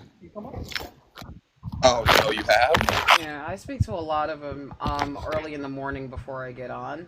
I'll hang out. I'll do what Gaslight does. I'll follow Gaslight everywhere. And when Gaslight jumps up on something, I jump up ready to fucking fight. Like we did the Butcher. The Butcher's like, I break atheists. I strike fear in the hearts of atheists. I sat up there for 4 fucking hours to the point where he was defending me. I was officially the only full atheist on that panel. And the host, who's a pantheist, was defending me against believers. 3 fucking hours of explaining we are the universe experiencing itself through our human consciousness. You were there, Crystal. You were there. It was terrible. I'm like, me and the Butcher. The Butcher's like, yeah, Fluff, I'm gonna. And after a while, I was like, did you not hear what Fluff said? And it's like, sir, please. What did I say? Nah, but you don't understand. You know, I think you're not thinking. You know what I think your problem is?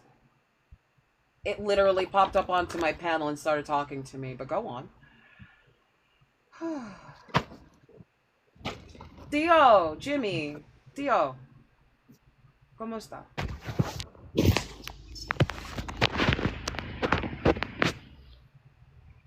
I was so disgusted listening to that, and I was like, you were the only person I could think of. I was like, I need to get someone in here, man, because this guy cannot actually debate. And the second, I was like, I know exactly the person that would be able to split this man apart if you could actually, get to him. My mom sent me to some prophetess on YouTube, but I was waiting for my streaming key so I can go ahead and do that. The next person I'm going for is that prophetess. She says she is the voice of God. I am so looking to make my mama proud. So my mom got first dibs on who I go after. After that, I don't know. I don't know. Have you gotten your stream key on here yet? I'm my media kit is all being set up, and the agent and Sweet Happy are handling all of that. They're gonna do all that stuff. I have no So it's idea. true you have to do a media group to do that. Huh? I mean, you can do it all on yourself, but having an agent just means that they do it for you. Okay. Yeah, I've been trying to get my stream key, and I'm like, no one can really give me a straight answer on how. Like, other than join a media group. I don't want to give them half my money. You're like, not. I can do it myself. You're Just not. tell me how. You're not. You don't. Not all media groups are taking from you. They may take something from you, but by the Good to time know. they take something from you, it is only the fee for their services. And trust me, the service that I would be paying for is much necessary, because without it, it's really not going to work well for me.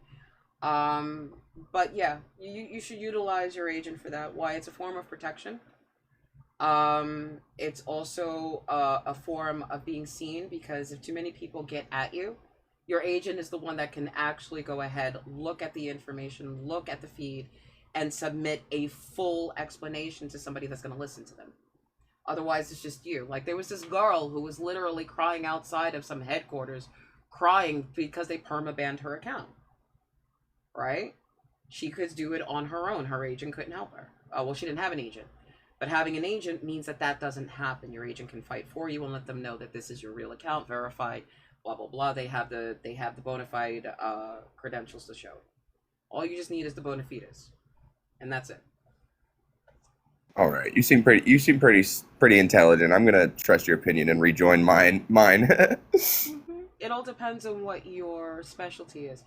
I would say focus on an agent that's working for your particular demographic. Like I have one that focuses on deconstructionist.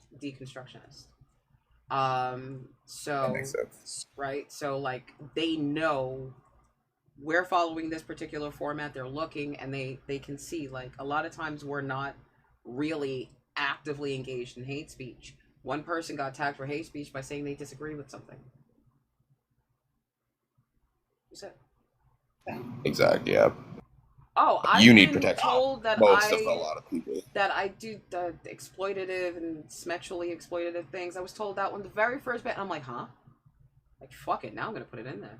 But yeah, at first I was like, when the hell did that happen? And then the second time I took my ban, I was like, you know what? I'm not gonna fight it. I'm just gonna take the week off. Because honestly, when you come back to a whole bunch of people who literally have no other objective but to be pains in the ass, and they think it's cute.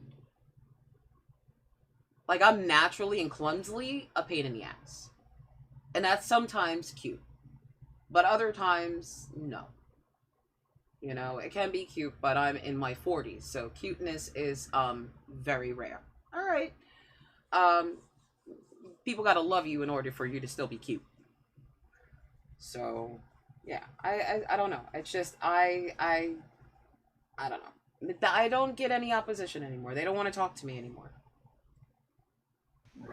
Yeah, you destroyed them all. Like, they know they'll lose. Watch what happens if I do this one. If I leave that up there long enough, the Muslims come in. Again, I can always. That's so funny. If anything, I can also act as opposition, but I can actually somewhat argue intelligently. Yeah, but the problem is I've been told that I'll make an argument and there's no room for conversation, right? And sometimes I kind of want to test that. I'm still struggling with the fear thing that you hit me with. I'm like, damn. Is that why? Is that the only reason I believe in God? I'm still trying to figure out a comeback for that. That was 2 debates ago. I still think that the universe is a giant existential dread machine, because essentially a very common theme is that people are concerned about what happens when they are no longer consciously existing. Right? Now that's either in death or vegetative states. Right? It's one of the two scariest aspects, to lose yourself or to lose yourself. Right? What are the scariest things about us? Cancer, the rotting away of our body, Alzheimer's, the rotting away of our memories, our bodies, the rotting away of our meat.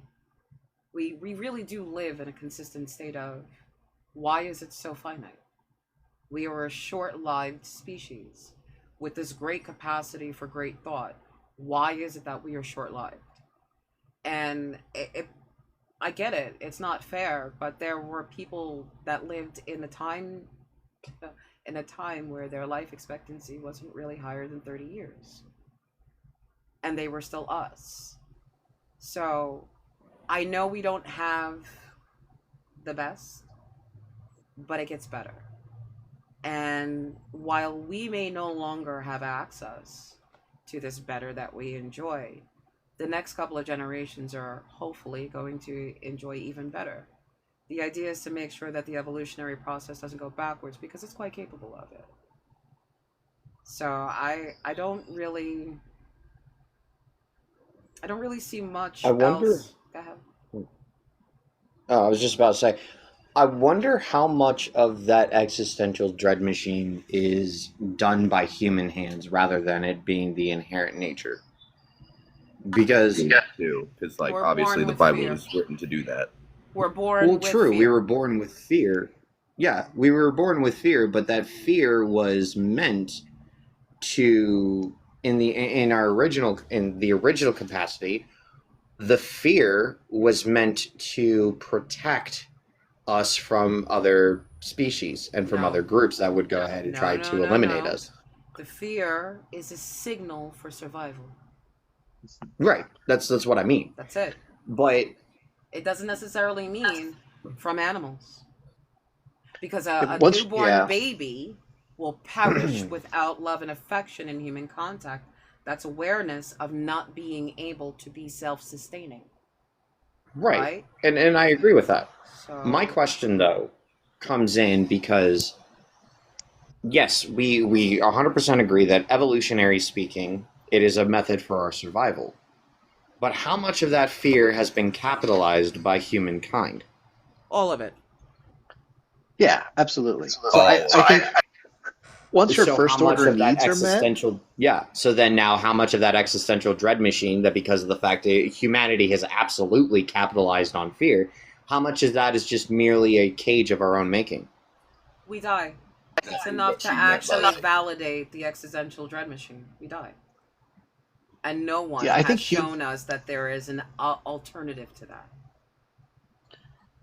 yeah, I think if we removed all of the other stuff, whether it's the systems in place that keep us living in fear, just the fact that I exist and have my needs met, I want to continue existing and knowing that at some point I won't. I don't need anything more complicated than that to realize that this will end someday and that will make me sad.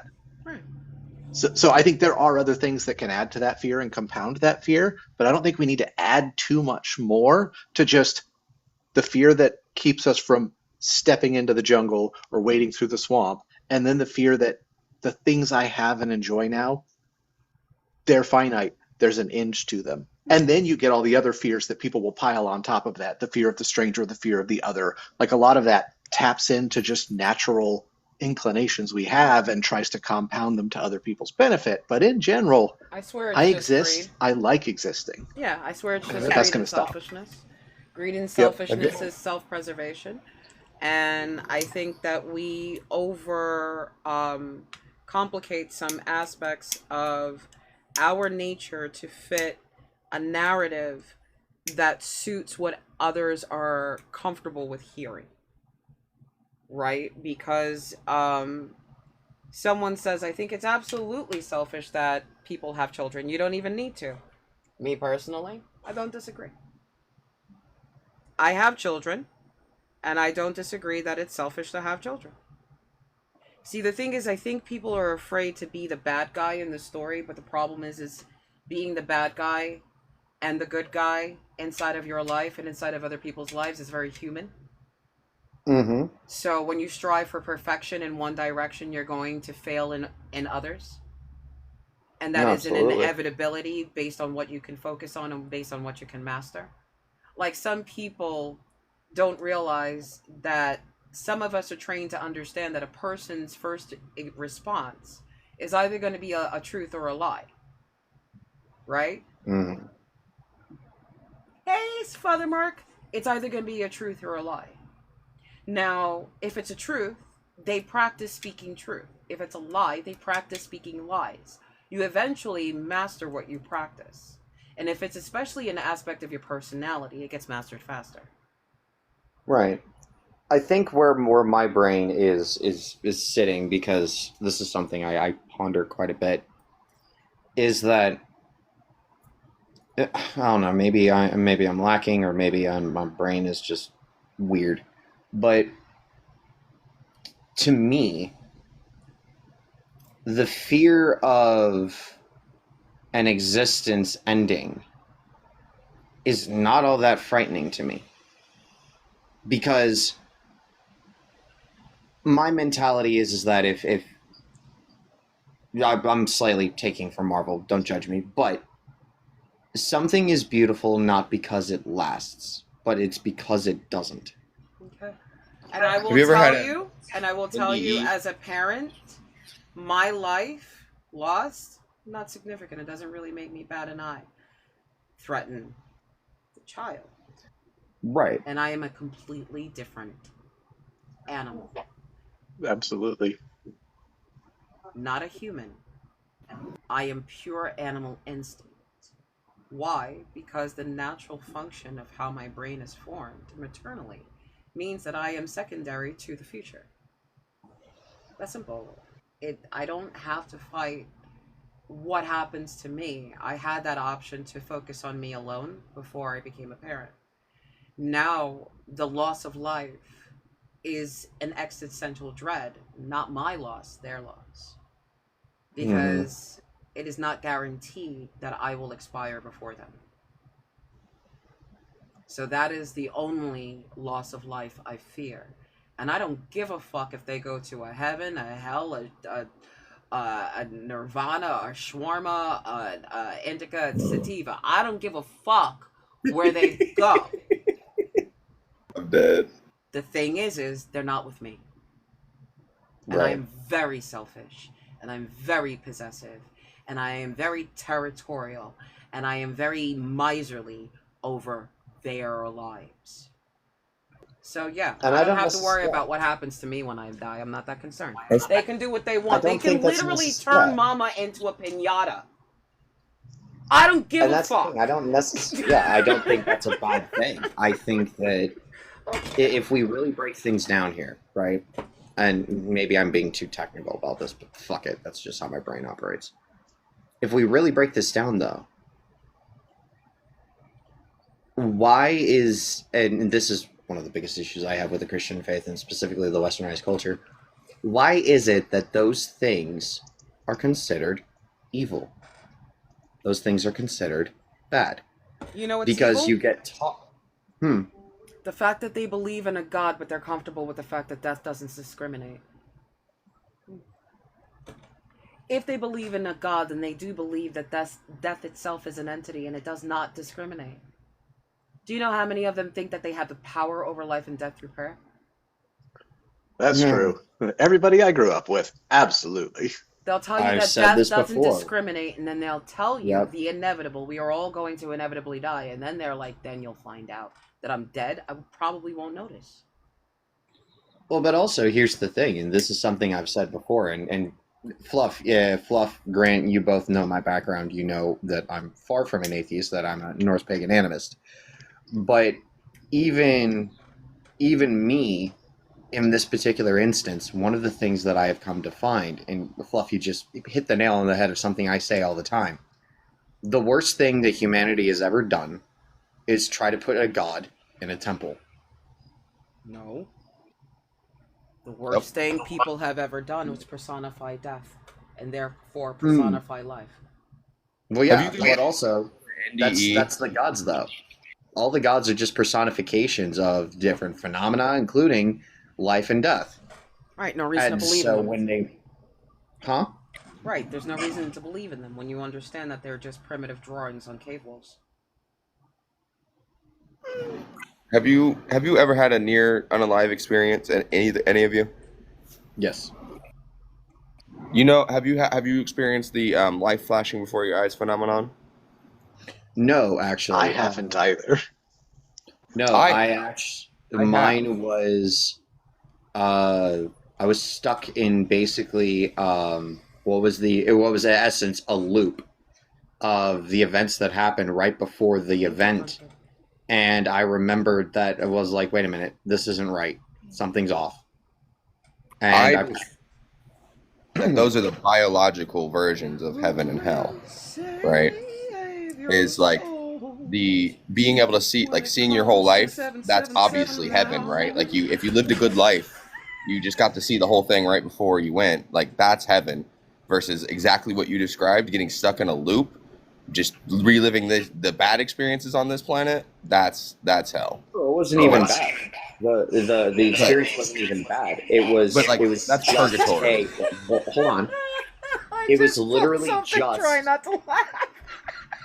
It was literally just the events that occurred in a different format that occurred right before the incident. You guys But totally missed that. Nothing was bad. It was actually so quite fucking pleasant. serious. You missed that glorious fucking moment, didn't you? Yeah, what happened? All right, you're gonna get this laughter in, and then you can go back to being serious. So, in the comments is 777, who said, "I'm going to pray for your souls," and my ADHD kicked in, and I started. I heard you singing. Absolutely. So you missed that, and I think everybody should have joined in on that song. You're actually really quiet. I don't know if you noticed. Who, me? If you knew that. Who, me? Yeah. No. Tell you. I didn't know. I do see Ruben de la Rosa in the chat saying some stuff like God is power, things like that. You should come up and answer some of the questions on the screen. Nobody wants to talk to me. So I think you have a lot of people that want to hear what you have to say. You should hop up and talk about it. Now who will save your souls when it comes to 777 now? Save your souls when it comes to 777 now. All right, so yeah. Okay, Fluff Simpson. And it's funny because like I'm not religious now. You've finally gotten that word religion out of my vocabulary, but I still have the drop of spiritual in me. I don't know how you feel about like that aspect of stuff. If I deconstructed you, I don't want that spiritual in. But I'll tell you why. Throw it away, see what you need. Right. You had the time. Throw it away, see what you need. The conversation that we had earlier was one person, the host, is viewing it as we are the universe experiencing itself with our consciousness. He calls that God. He calls the universe itself God. I say careful with that because our default position is going to believe that you think this thing is a sentient, willful, curious thinking being.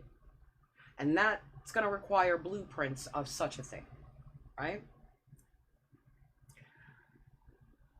But without God, the formula doesn't change. We are on a planet of billions of species, let alone people, right? God did that? You'd have to prove that. Take God out of the equation. It's still true. It's still a fact, right? We are essentially a heliocentric system. Funny enough, because of the way that a gravitational pull, the gravitational force works on us, we're technically falling toward the sun at all times, right? God did that. Yep. All right, you'd have to prove that. Take God out of the equation. That's still true. So you can put God there, sure. But if you take God out, nothing changes. You can put God in a fiery red fucking tutu, 12-inch heels, a tiara, and It's literally just wearing a canoe with suspenders. Fair enough. You'd have to prove that. But without that God, nothing changes.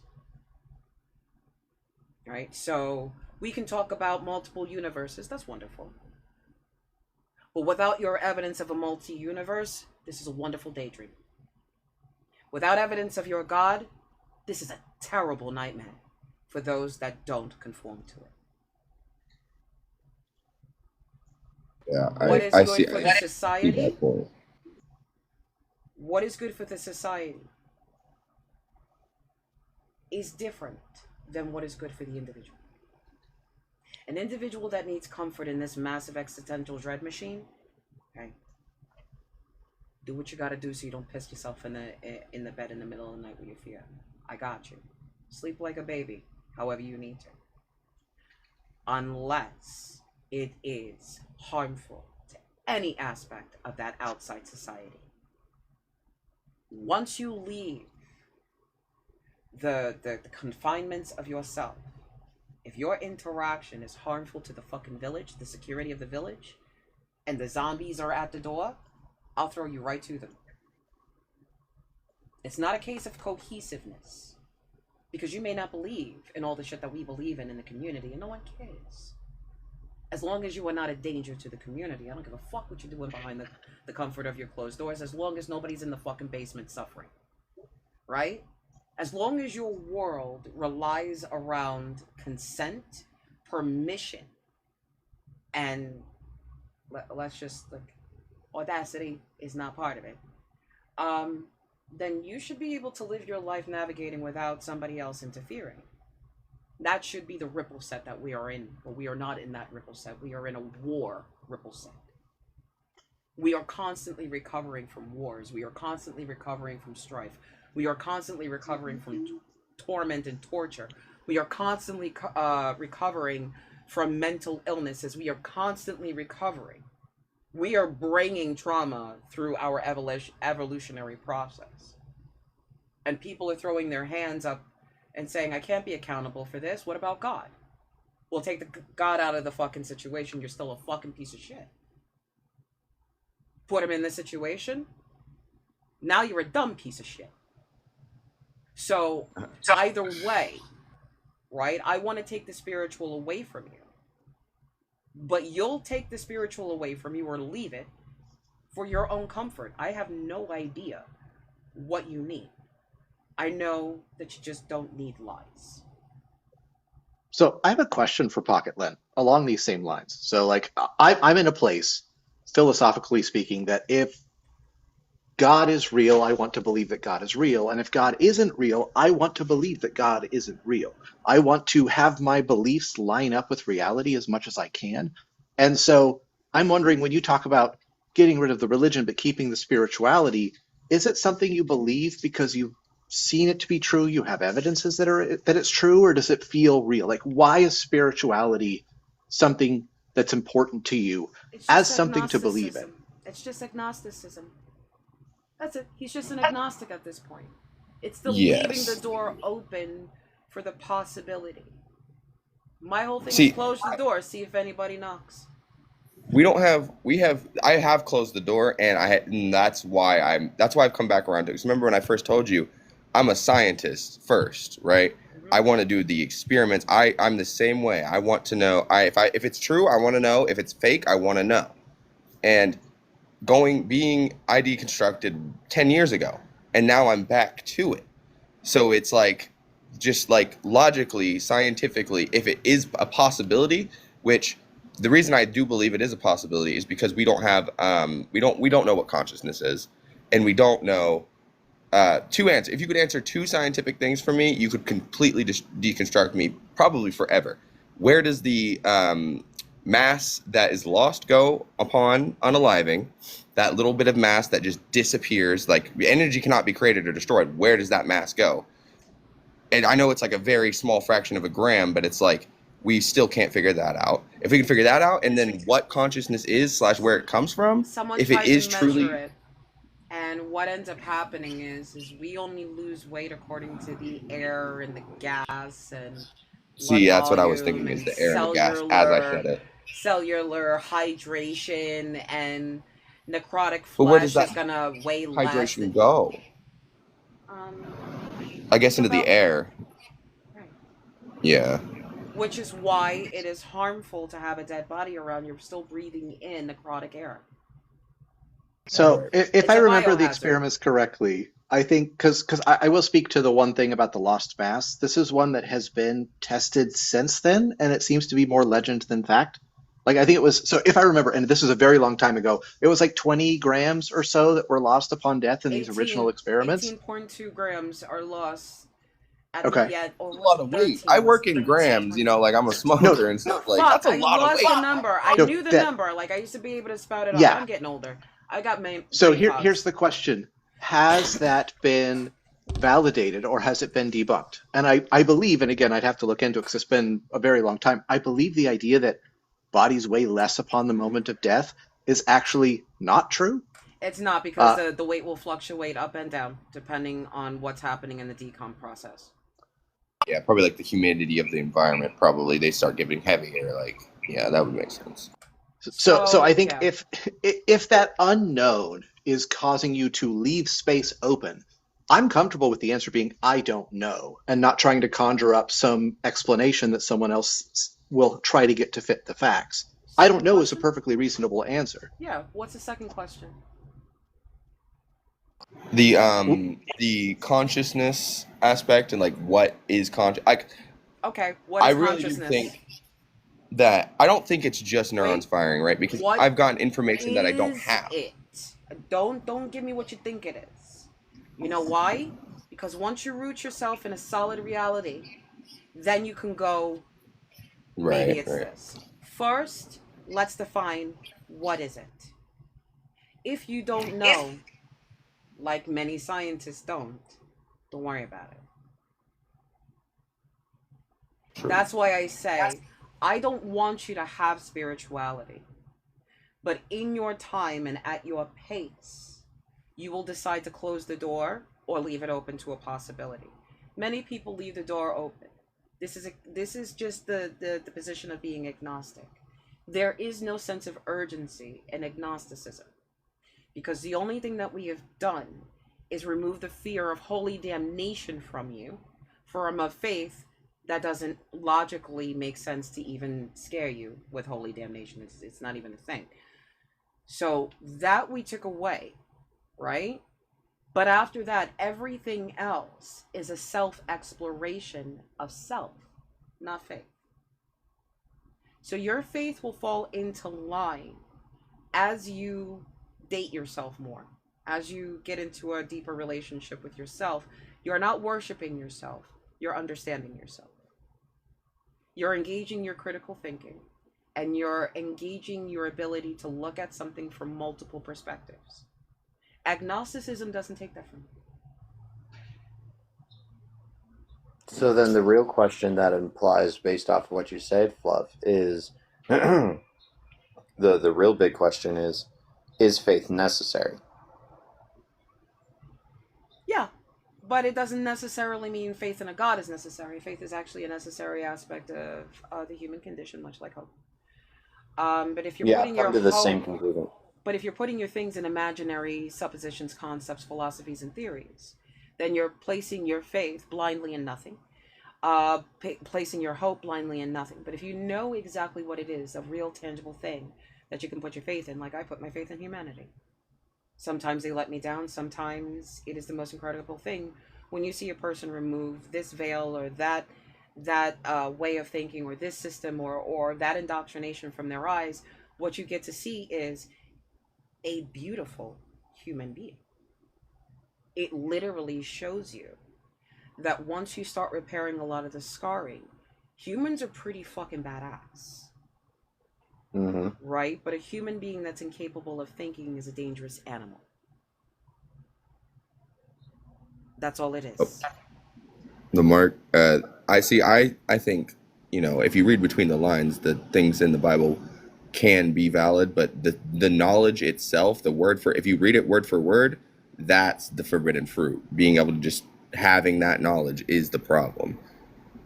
Okay. I don't necessarily Hannibal agree. Lecter also had extreme proper etiquette and civility. Absolute wonderful ways of handling health. He had incredible insight into the human psyche. That doesn't qualify you as being the arbiter of a truth that is corrupted. It doesn't mean that it's a good truth. It just means that some things that are meant to touch you psychologically are thrown in to keep you hooked in, to keep you ready to buy. Think about it. The book is the sales pitch. You're the currency. Mm-hmm. Though I'm not fully agreeing on the idea that knowledge in and of itself is forbidden fruit. I don't think necessarily that's the case. Well, according to the God, it is forbidden fruit. Oh no, I get you, and yes, yeah, that is not in question. But the nature of knowledge in and of itself is not the forbidden fruit. It is only forbidden fruit when an individual of a authoritative figure dictates that it isn't. What you're looking at the very concept of the book. The book is the claim, right? Right. And the inaction is the forced truth of the claim. Just Right. because the claim has a path through history doesn't make it true. Because do you know what still has a path through history? That Ava Braun's husband was a Jew. That still makes its way through history. It's not a truthful statement. Do you know what else is considered a truthful statement, but is actually not true? Mother Teresa was a saint. Well, she was canonized as a saint, but she was an evil, sick, sadistic serial killer. Do you know what they say? Mahatma Gandhi was all about peace. He was all about the genocide of Muslims. These things have traveled throughout history. It doesn't make them true. No, absolutely. And anytime you discuss anything with historical connotation, anything regarding any sort of historical connotation, you're still not going to get the true picture. You're only going to get maybe a facet, and that's just the way that humanity is. Humanity in and of itself cannot cohesively come together Hold on and one state second. everything verbatim. I am who I am. Either get up on the stage and stop using caps. What is going on with you guys? What? It's so weird. What's going on? What's up? Was ist das? Что ты делаешь?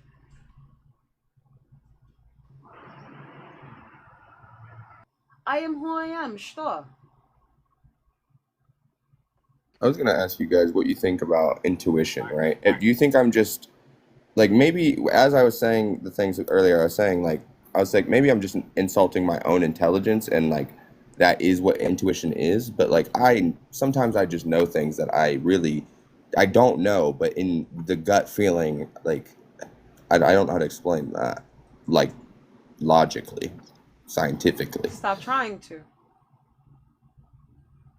You're trying too hard to fit answers into a place you haven't even started walking yet. Forests are fucking beautiful. Don't just see trees and go, I got it. Walk in. So many things are in there. Wear bug spray though. But, just one, guard your mind, right? Because a lot of people are going to try to pull you into multiple directions. Same way they've always been trying to do. You're pulling yourself in multiple directions right now as well. It's not necessary.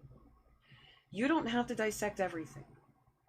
Sometimes deconstructing enough to get to the point of asking questions is the best part. Don't put pressure on yourself. Okay? Kind of real quick, it's just something I've come across. Just one second, let me finish up. Oh, go ahead. Don't put pressure on yourself. Don't feel there is a timeline to get it through. And we often feel there's a timeline to get to an end because we realize we spent a lot of time In some cases, we feel we spent a lot of time or we wasted a lot of time on these belief structures.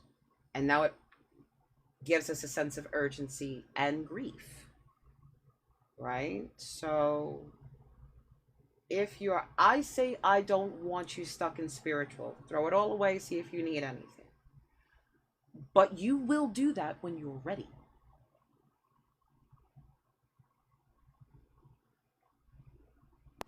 Think about it when, let's say, you listen to two women speaking, right?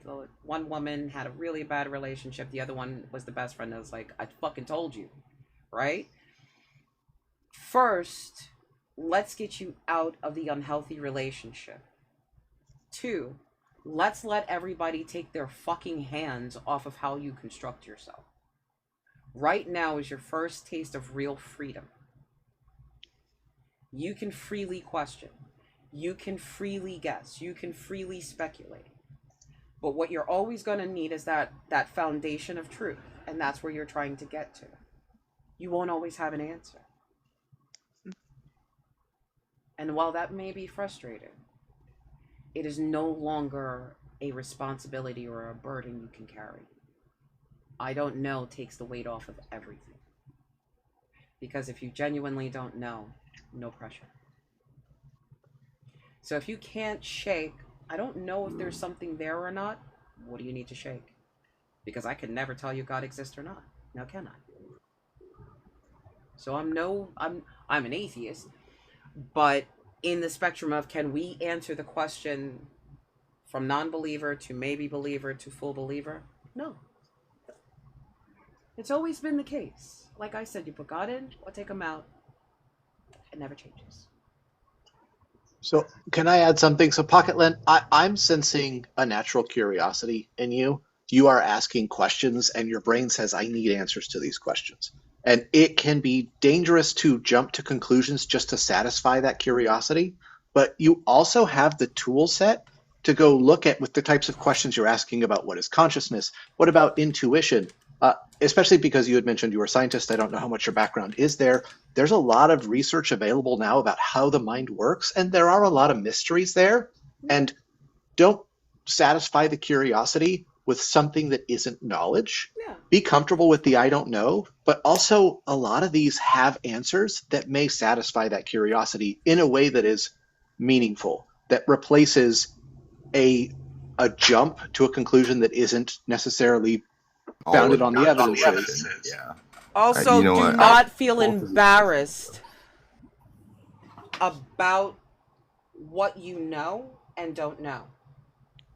Mm-hmm. No need. Right. I literally just found out, like, the CMB that I would literally like plaster myself up against the TV screen and use one eye to stare at the snow. I didn't know I was looking at the cosmic radiation from the beginning of time. I just found that out, and I'm just sitting there like, oh, I'm in my 40s. You think I would have known that the thing I love staring at?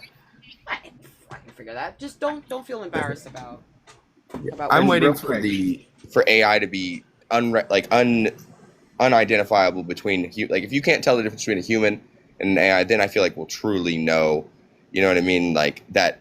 We are just a bunch of machine learning algorithms up there in our brain, and they're just working together. First, right? Like first, solid foundation. Then you can say, you know what? What if we are the electrical impulse in God's brain at the point of the thought forming, and this is what the universe is? Right. Solid foundation first. Then dream. Also, it doesn't mean your dreams are false. Go ahead, Flucky. I do have to hop off here shortly, but I just want to throw this at you. Pocketland, don't try to answer the questions out of fear. Because what you're having right now is that weird fucking dichotomy of, well, if everything that I was taught is not true, then what is? And it's a methodology of trying to fill in the gap of what was there. When you get into that headspace of fear and allow that fear of like, oh my God, I'm lacking, because unfortunately that's Western society for you. When you get to that point, let it all go.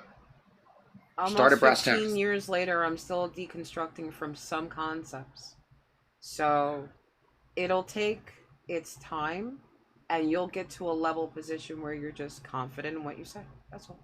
Right now, you're not. You will be. Everybody gets there.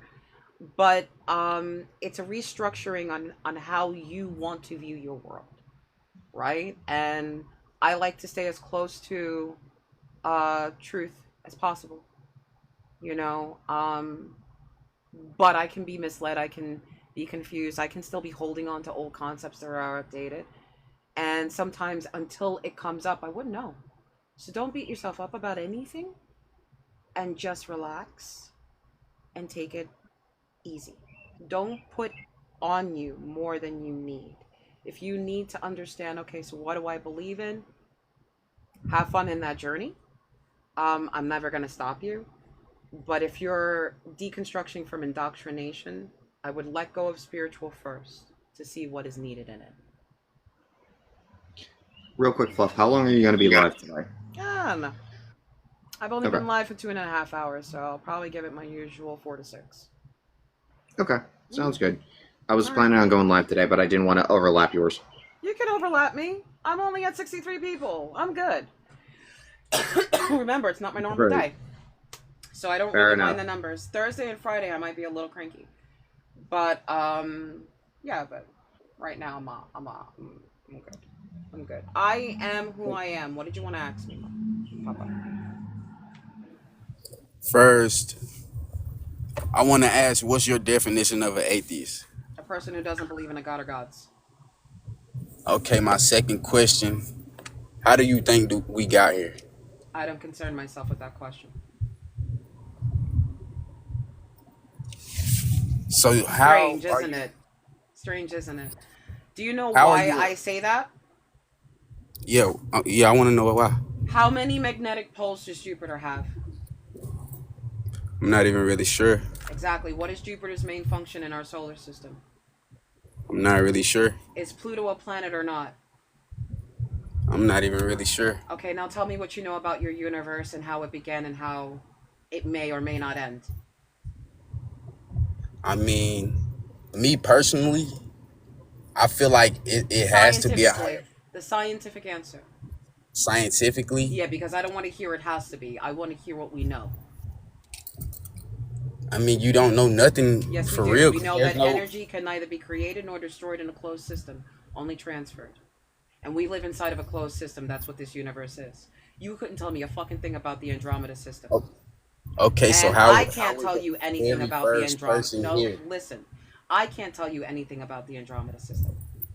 I couldn't tell you what the size of the meteorite that hit Earth was, and neither could you. What you can do is, like everybody else does, that is not a dedicated scientist to answering these questions of where did we begin. You can begin at the Great Expansion.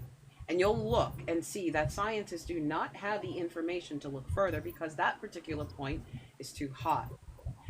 One, negating it being a big bang, and also helping us understand it's a great expansion. The universe is still expanding. So we do not know what exists outside of this state of energy. So therefore, I do not bother myself with what do you think created us. I don't care. I mean, you have to if you want to be an atheist. No, I don't. The I mean, fact you that gotta get you over lack that first understanding of what it is. That's the first thing you have to get over. The fact that you lack understanding of what I'm saying. I understand everything you're saying. So why does God have to be there? You just don't want to listen to what I'm saying, just like last God time. have to be there? Reconstruct your question. Like, no, my question is perfectly. Why does God have to be there? Beware. Right. Why does God have to be there? In any of my gaps of knowledge, why should I put God in between anything I don't know? You don't have to. You have free will to believe in Him or not. And therefore I don't. There is no reason to put a God in anywhere because there's no evidence that a God exists. There is also No, no I'm not. evidence, hold on, there is no evidence for me to speculate that the possibility of a God is valid. Therefore, I'm not even agnostic.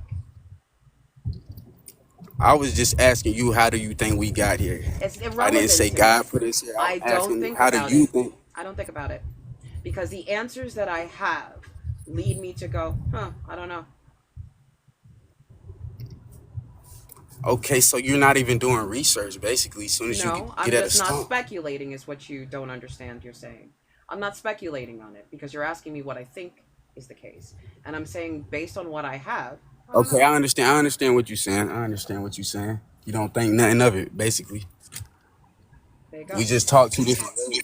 I You think you're gotta still talk. trying to convert You her. gotta Go talk about it sense. as if you cannot. What'd you say? He I thinks feel like you're you're trying still to trying to convert me. with that.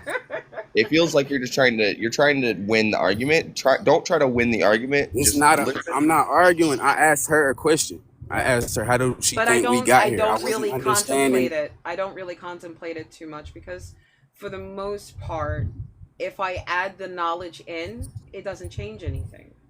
Right? The same way as Okay. if I put God into something, it now makes it I gotta prove why God's there. I gotta prove why God is the special case. But if I take God out, nothing changes. Right? So it's there's more work mentally putting a God into a big expansive universe I don't have knowledge of, and a universe we're only speculating on the beginnings of, than to say us earthlings in this universe think a God created us. That is a very illogical statement to my imaginary space council. I think you're lagging a little bit. Possible, but that's a very bizarre statement to my imaginary space council, right? Because I'm telling a species that I'm meeting, right? I'm not an atheist, but let's say I was a believer. I am telling a species far more advanced that I was made by an earth-bound God we can't see and have no evidence of. But we have faith that that is true. We are primitive and barbaric in our need for something invisible to come save us. That's my problem.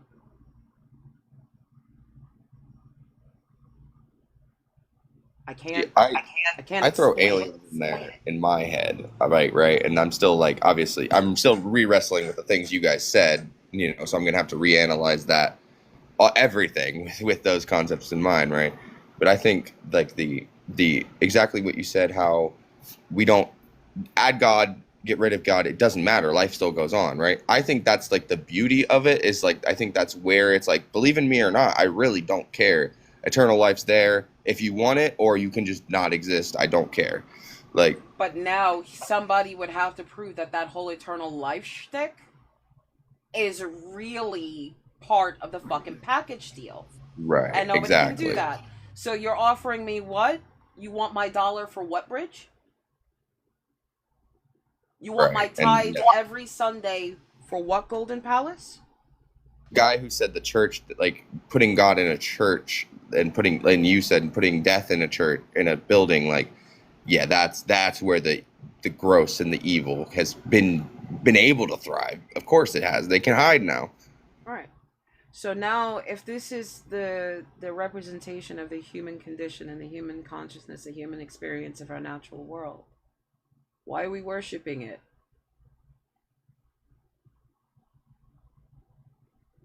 Why are we worshiping it? Why are we not just taking care of it? It's all well and good to pray to fucking God for rain, but isn't it better to stop fucking around with your well water?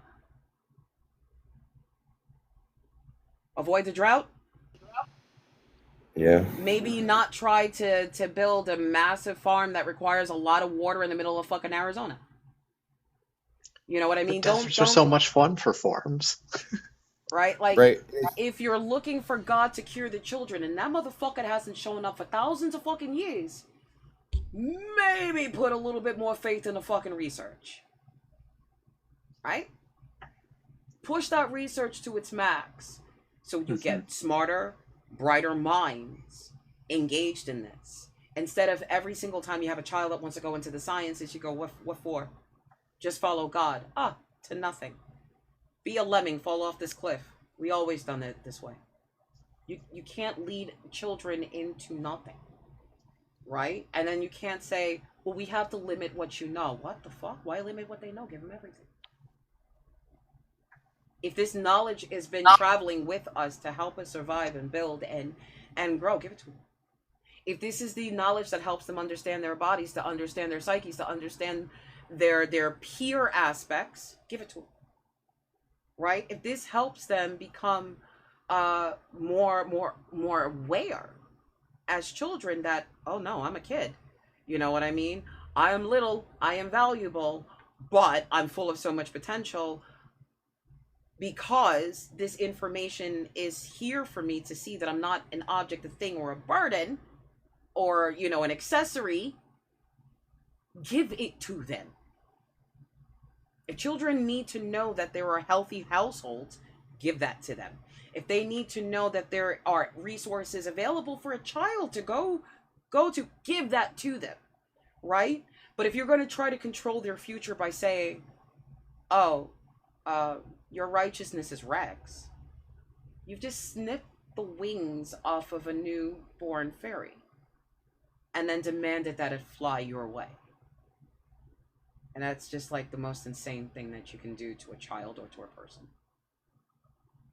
So that's why I don't want to give you spirituality. But if spirituality keeps you from a depression while you get through figuring out what you believe or don't believe. You are spot on with that one. You should have led with that one. That's all I needed to hear. But that makes so much sense. So what I want, Pocket Lint, for you is to keep pulling the thread. I don't know what's gonna work. Yeah.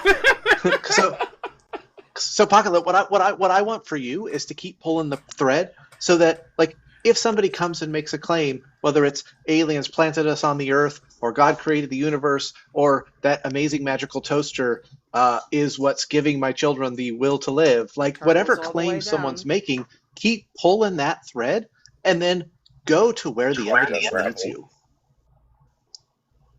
And people are gonna think you're bitter, but you're gonna, like, underneath your resting bitch face, you're really just gonna be happy.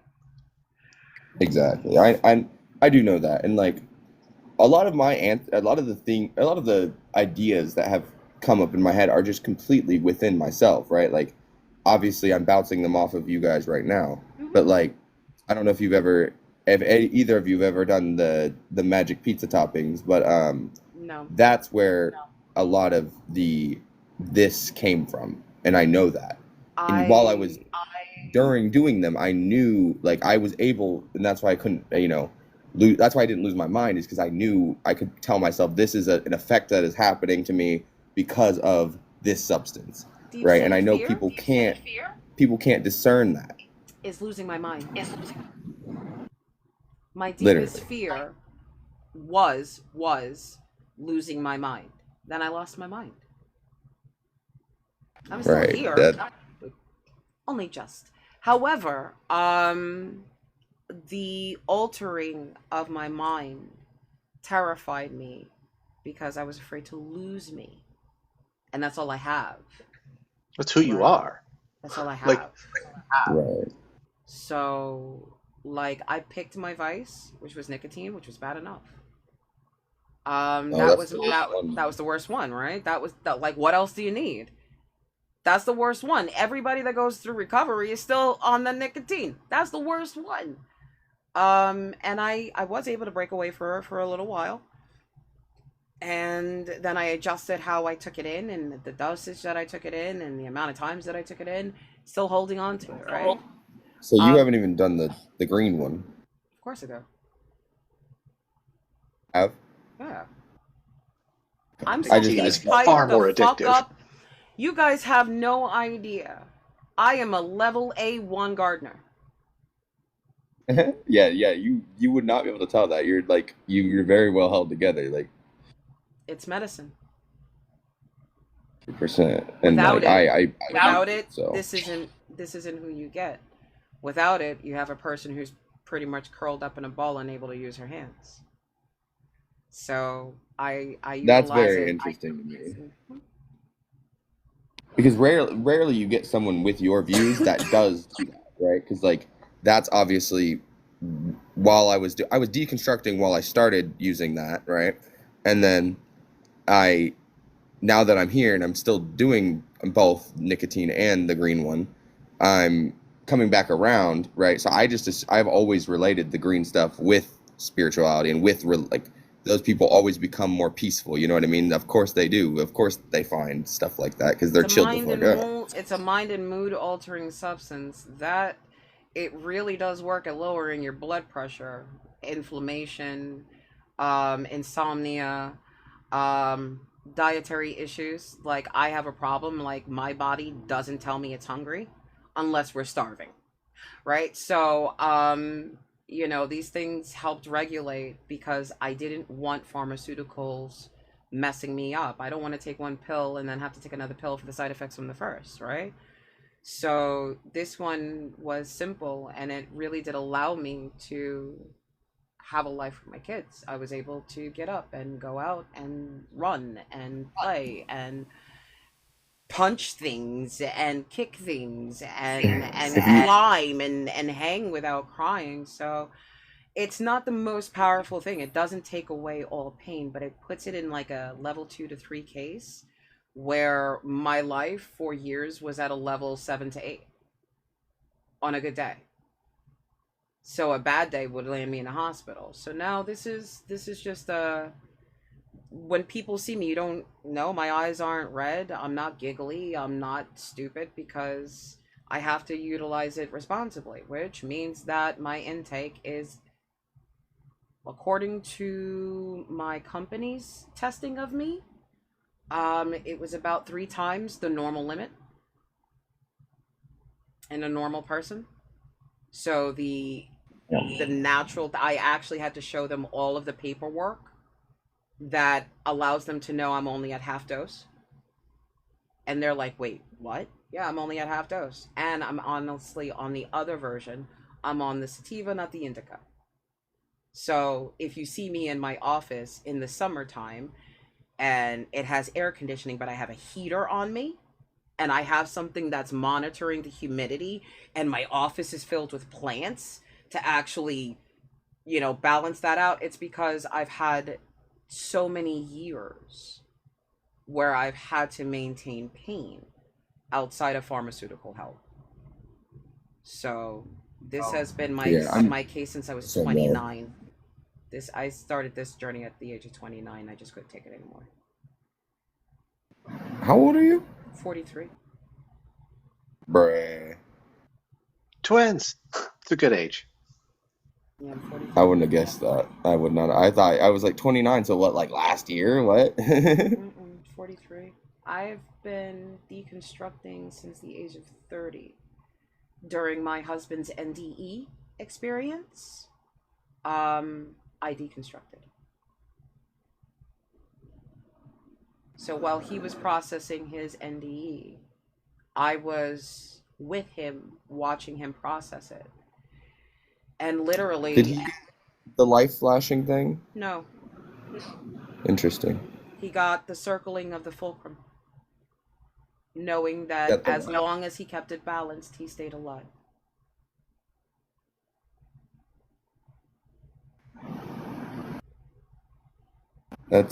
See, I started smoking like 10 years ago, probably like literally when I turned 18. I was like, all right, I was a good kid.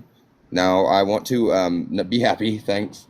So that has made a major difference, self-medicating, because I don't go to the doctor at all. I don't suggest that. I don't. I actually worked with my doctor. I don't either, but I live in America. You know the situation. No, I worked with my doctor on the proper way to self-medicate. I took medical advice. Right. But like my the reason why insurance is because situation. I understand that, and I'm not going to judge you for it. But I'm going to let you know that the healthier approach to it is to ascertain why, right? and also maintain your awareness of your blood work, because in America, vitamin D, vitamin B12, minerals, potassium, calcium, magnesium, all of these things we are short of. And they will all have a severe effect on our physiology. So that's why I'm saying don't just rely on that. You should also talk to your doctor about it. And because it's legal in the United States, don't even worry about your doctor judging you on that shit. Anytime they want to give you something that works for, don't take it.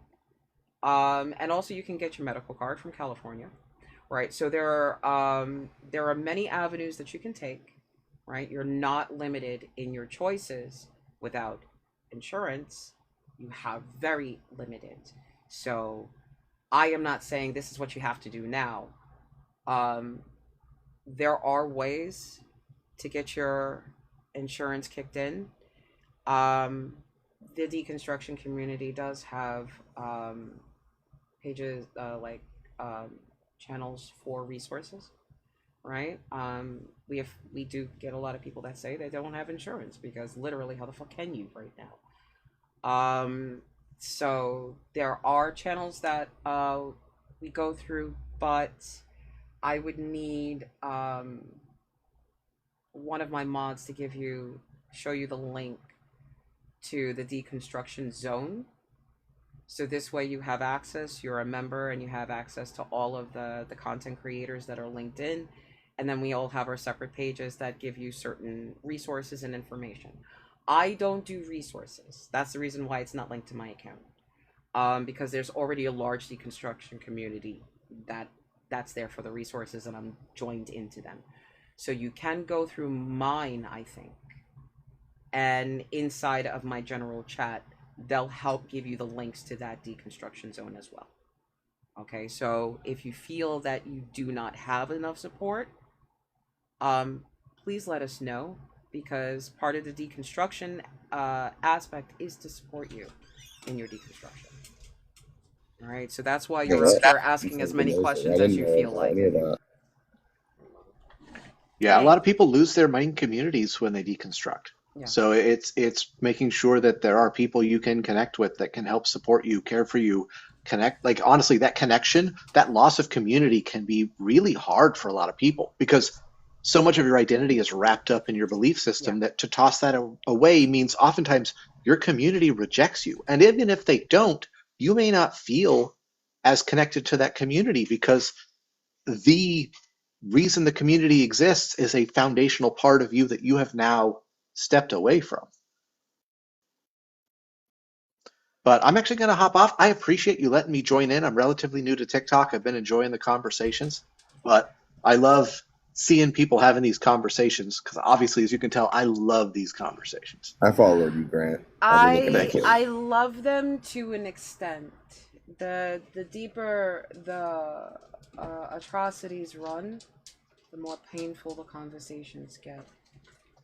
So surface level chill right now, I'm cool.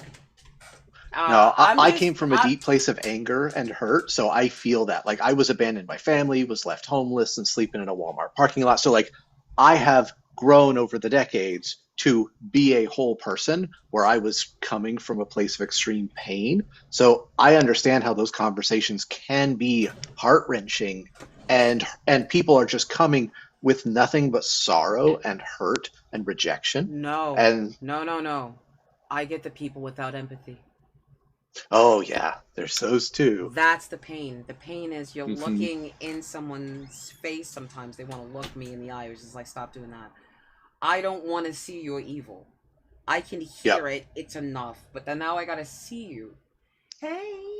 And then now I gotta see you not care about anything but your reward. And it's like, there was a little kid that I had a problem with once. She dropped a brother on his head. Mother was like, "What the hell? Go to your room." But what about my snack? It's like, yeah. I'm like, okay, I know we can't diagnose him. I know, but there are signs. But there's signs, man. But that's a cultural shock. That has nothing to do with whether or not the tiny child is a psychopathic lunatic. It has to do on how the mother raises the child empathetically. Empathy has to be taught. People think that we are born good. I used to believe that wholeheartedly. We are born quite neutral. Love is Well, the our first basis. impulses are our first impulses are selfish because we can't survive without other people meeting those needs. We have to get trained to look out for the needs of other people. Like that's part of what when I talk about my kids, it's literally my heart running around in the world. And like the reason I started doing lives is because I want to parent on purpose. I've got a bunch of boys. I don't want them to be nice guys. I want them to be good people. So how do we parent with the goal of raising people who are empathetic and caring and look out for other people? Because I didn't learn how to do that, and I've had to learn how to do that. So how do I now model something I never had modeled for me? Let them teach you how to raise them. Yeah, because every kid is different. No. It's very interesting. There is one thing that all children have in common. They love the structure of family. They love that structure of routine and security and safety. It's their solace. It is the saving grace that they can come back to. And then I got adult now. I got adult children now, but yeah, that stability. Hey, can I get this? Hey, can I get that? And without me going, you're too old for that. Yeah, sure, it's not that serious. Why? Yep. Because they're like, some people like, oh, kids have it easy these days. That's the fucking point. Yeah, isn't that the whole reason we built this whole society, was to keep things getting better? We want more human Yeah, flourishing. the child That's the mortality point. rate's so low. Like, just what? Like, how's that a problem, guys? Right? Like, they're like, oh, but they have it easy. Yeah, thankfully. Because my generation, we just said sayonara to the ones that didn't make it. Okay? So, we're like, yeah. Like, you guys don't realize how many of us went missing. Okay? The fact that we are actually paying attention to our children and they are not latchkey kids gives them more time to be a child. When you steal the childhood away from a person, they are still chasing it. That is not a forward-moving human being. When you give them their childhood, they can't do. They are so happy to shake that shit the fuck off. And you're chasing them like, nope, just stay a kid 3 more years. Yep. You're trying to put your kid in the chokehold and like, just go to sleep Stop for 3 growing years. up. Yeah. Right? Because they lose the cloak of your protection once they are now incorporated into the world. So raise them the way they need you to. When they ask questions, answer them. Don't fucking lie. If you don't know the answer, you find out together. Like, learn with your kids. Teach your child that you can always learn. Teach your child that you are fallible. Teach your child that lying doesn't get you in, telling the truth doesn't get you in trouble. At least with Teach me. Teach them how to say sorry. Model that. Hey, no, I've made a mistake. Fuck I'm it. sorry Teach I hurt them you. how to say or whatever. no. That too. Absolutely. My daughter's like, I don't want it to be touched right now. All right. And you Yeah. shimmy the fuck off. Why? That was Because that's huge. hers. Yeah. Yep. Can I cut Yeah, when my Auntie hair? comes in to give a kiss, you can say no. Can I cut my hair? I don't know. Can you? What? Well, am I allowed to? I don't know. Ask yourself, can you cut your own hair? Can I pierce myself? No. My job is to protect you. Cutting your hair isn't going to hurt you. Possibly nicking a nerve or an artery is. Right? So just utilize your own better judgment and don't let them get away with everything. But a happy child is your joy.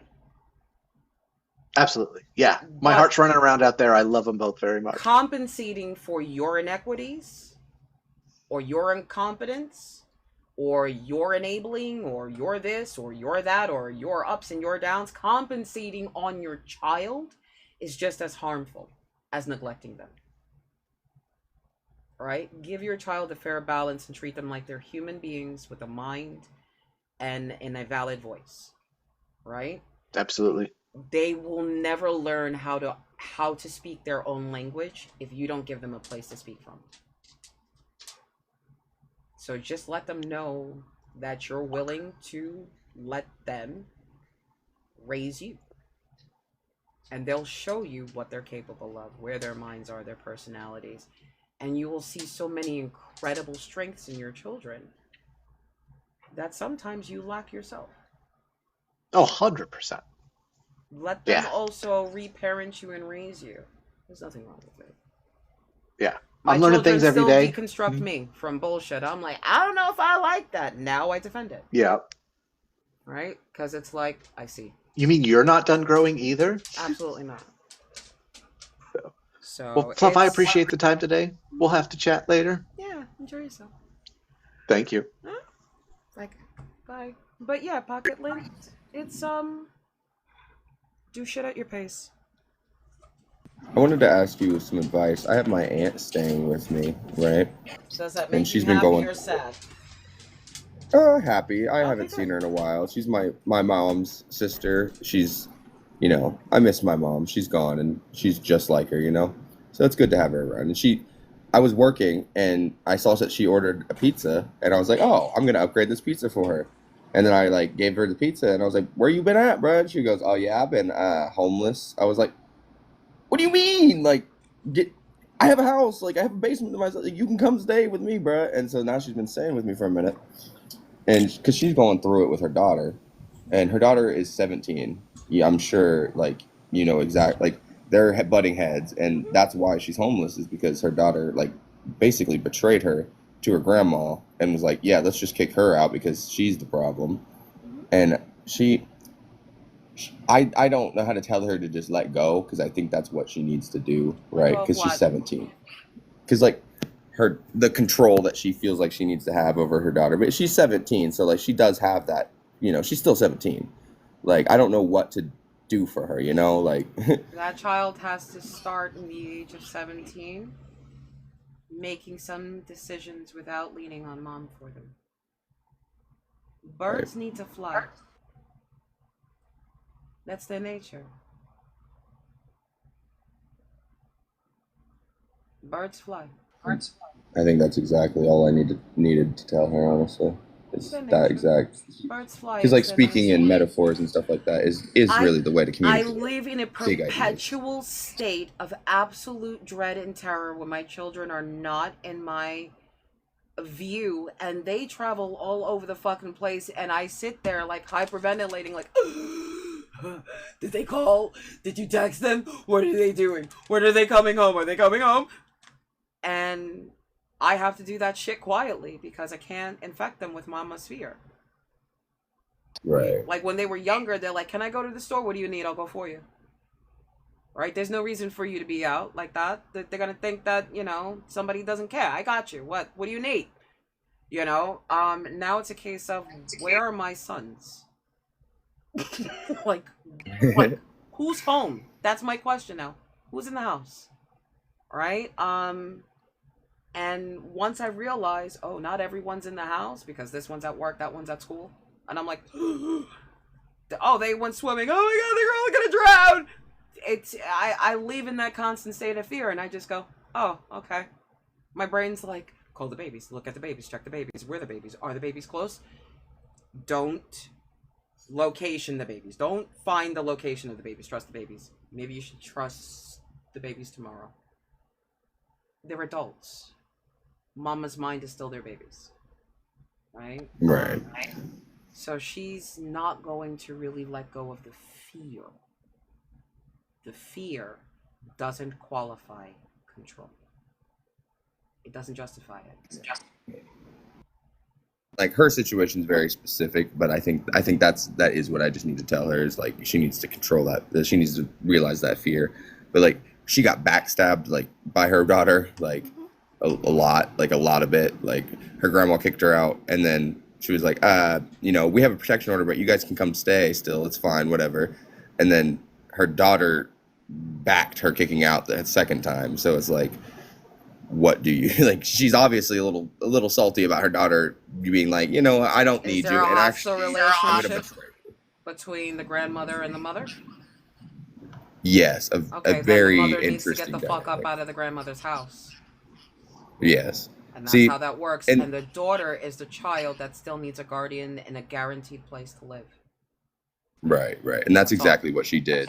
She was like, she knew that. She knew. She's like, oh, y'all don't want me here? Cool, I'll leave. That's fine. And she just went and was staying in her car in the middle of the summer because that she clearly knew that was the right decision. And Well, she needs to be with family. And her daughter was supposed to be living with her until she was able to live on her own. But living with a grandmother is the exact same thing as living with a mother, because the grandmother had her in her body at the same time anyway, right? So we're not really going to take away the family dynamic, but on the fear aspect of controlling the 17-year-old, we all value our children, right? And we all believe we know best and what is right for them and what is wrong for them. Sometimes we're right, sometimes we're wrong. And sometimes it has very big catastrophic results because it's family and it's love and you can't run from these things. But she has to begin learning to make these decisions on her own. And that is going to be now. Because without her mother there, she's about to grow up a lot faster. Grandmothers are still mamas removed, once removed. It's a little different. So, I would say don't give up on your child, even though right now she's a numbskull. Stupid is as stupid does, and teenagers are supposed to be stupid. she'll love me saying exactly that. Thank you.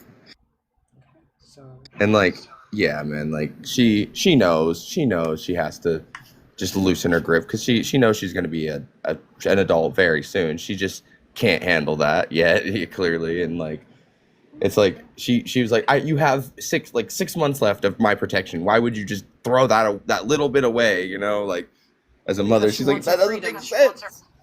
She wants her freedom. That's all. I had the same argument with my 18-year-old when he turned 18. Oh my, whoo, whoa! When he started smelling himself, I was about to tackle that kid, put him in a pretzel position, and lock him in his own fucking closet. You come out when you thought about what the hell you just said to me.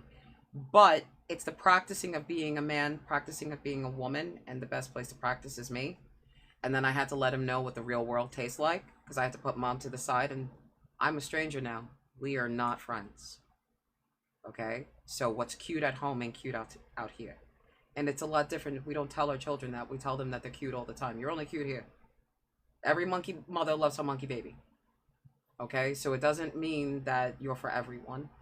Mind your manners. Just because you're staying out of people's way doesn't mean they're going to stay out of yours. That's why I said learn how to say no before you learn how to say sorry. Because no could avoid the whole fucking sorry to begin with. Right? And no should be said once. That ends your obligation to engage. And the second no, either you leave or you neutralize your threat. You don't need to teach them much else except for self-value, self-worth, inner strength, and their minds are capable of a lot more learning. Always. After that, she's gonna fuck up a lot. Just let her fuck up. Yeah, this town, we love doing that. Do you post your VODs anywhere? Or just clips? Sometimes just the clips. I will be streaming my old lives in about a week. Okay, So cool. that's why I'm I'll keep an telling eye everybody to relax on the subscriptions, because Oh. I'm going to give you a reason to subscribe. Right now, you're just subscribing because you like me. So I You're want to gonna make sure go. you're Are you doing gonna it for a re-go reason. through your lives? Hmm? You're gonna re-go through your lives and like react to the VODs? Yeah, I'm gonna repost the live. Sometimes respond to the questions or the comments. You know, I will fully engage. I've only seen your live content. Like I don't know why I've not gone to your actual channel. I don't even know if you have a single video posted. Honestly, On my I've YouTube? been here how many times? What is Do you have a YouTube? My YouTube channel is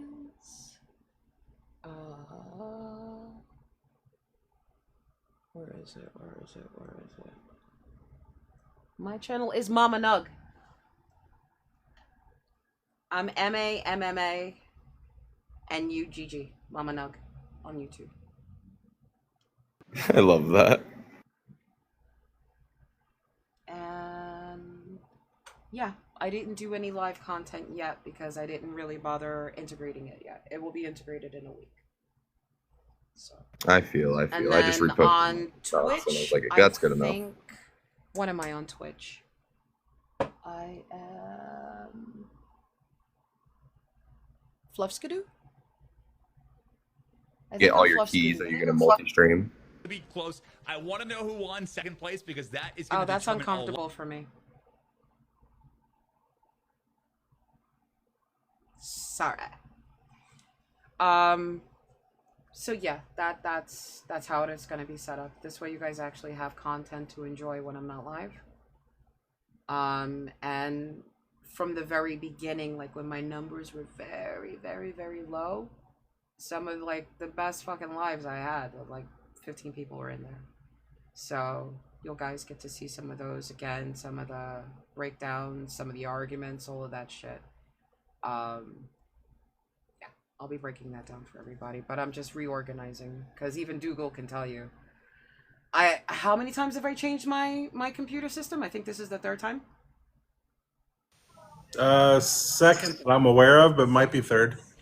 Yeah, so second time I'm Are you setting streaming on a computer right now? Yeah. Are you still using TikTok Studio? Right now I'm utilizing TikTok Studio until I'm utilizing, I think, OBS. Yeah, TikTok Studio is absolute garbage. Like, it actually makes it. No, I don't like streaming on my PC because it's straight trash. OBS, like, I don't know why you can't just get stream keys. Like, that's why.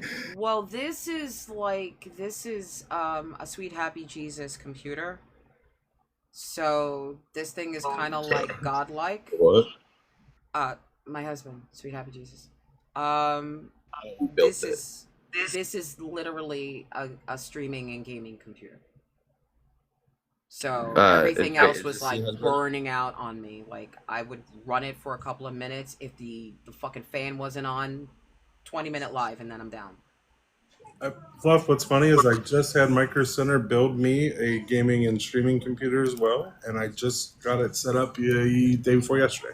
Isn't that lovely? Oh, it's so comfortable. Well, I haven't really got to do much with it yet because I'm still trying to download all of my live streams to do anything with them, and that takes ass forever. It doesn't matter what computer you got. I know.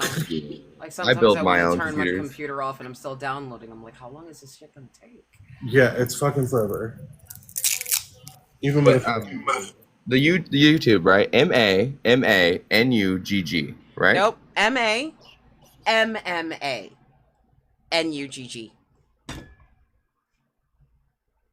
I was also in MMA. So. Oh, that's a fun fact, actually.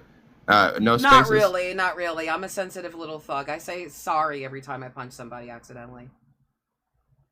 Man, I was 6 foot. I was 6 foot in 5th grade football, and I was afraid to hurt people. Even when it was a good thing because I was taller than my dad and my stepmom. Oh, I'm little. I'm 5'4" and angry. I was the same size I am now in 5th grade, and it's a really good thing for those kids' lives that I did not know that. Yeah, no. Even my son now, he's a gentle giant. I only come up to his chest, like my face only comes up to his chest now. So I look up at him. No Fluff. Oh, I won't let him pick me up. That's just too much. It's just a precursor of the days to come. I was just saying before my 6'5" comes out, I was going to preemptively say no. If you climb me, I will put you down. Yes, I will. I love that line. You don't have very many followers on YouTube. That's crazy. That's why I couldn't find it. Nobody really even knows I'm on there yet. No. I have this. Yeah, same. I get you. I'm hiding because what's the point of telling you about the channel I haven't even set up yet? It's just been sitting there waiting for me. There are some videos, I think, on there. See, but based on the 3 videos that are on your channel, I would 100% think you're the exact opposite kind of person that you are. just because you just looking at the 3 videos you have, I'm like, oh, this is a spiritual girly.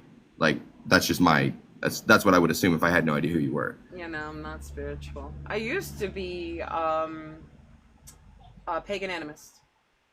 That makes sense. Yeah, ancestral worship and all that other good shit. And I would be considered a fanatic. It was lucky for some people, I suppose, that I was fanatic of a passive faith. You know what I mean?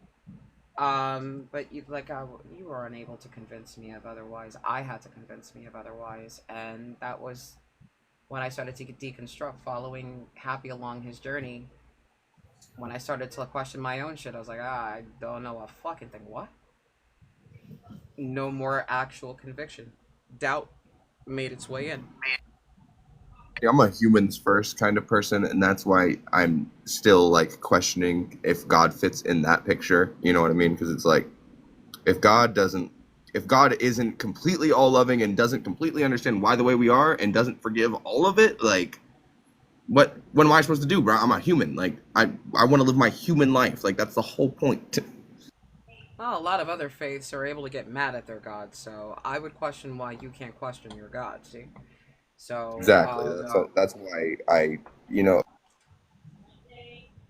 it's weird to be like, I believe this part of this religion, and I believe this part of this religion. Like, when I'm picking and choosing like that, yeah, of course I'm going to be like, yeah, I'm probably just picking and choosing what I want to believe. And that's all anybody has ever done. Either you were forced in it or you pick it. But you're not born that way. Exactly. So that's the only reason why I'm telling you, put it down, see what you need. And put it down when you're ready to put it down and see what you need then. And I've been getting a lot of I've been building my platform or whatever on here, right? And like I would call it whatever, like revelation, visions, but intuition, whatever the hell's telling me. Like, build a foundation, and you guys said, like, build a foundation. Like, that's exactly what I need to work on. So, like, you're saying what I needed to hear, regardless of what any of us believe. You know what I mean? So, like, it works. As long as it works, I'm not here to, right? Like, I don't know. So why am I even going to try to answer the question? I love that. If I knew you personally, I'd say the same thing. So it should be something that I can say across the board to somebody I love and to a perfect stranger on this issue. Like, I would not give it to my children, then I'm not giving it to you. If I wouldn't give it to what I consider to be good, right, then I wouldn't consider it to a person I just accept as good until they've expressed that they're not.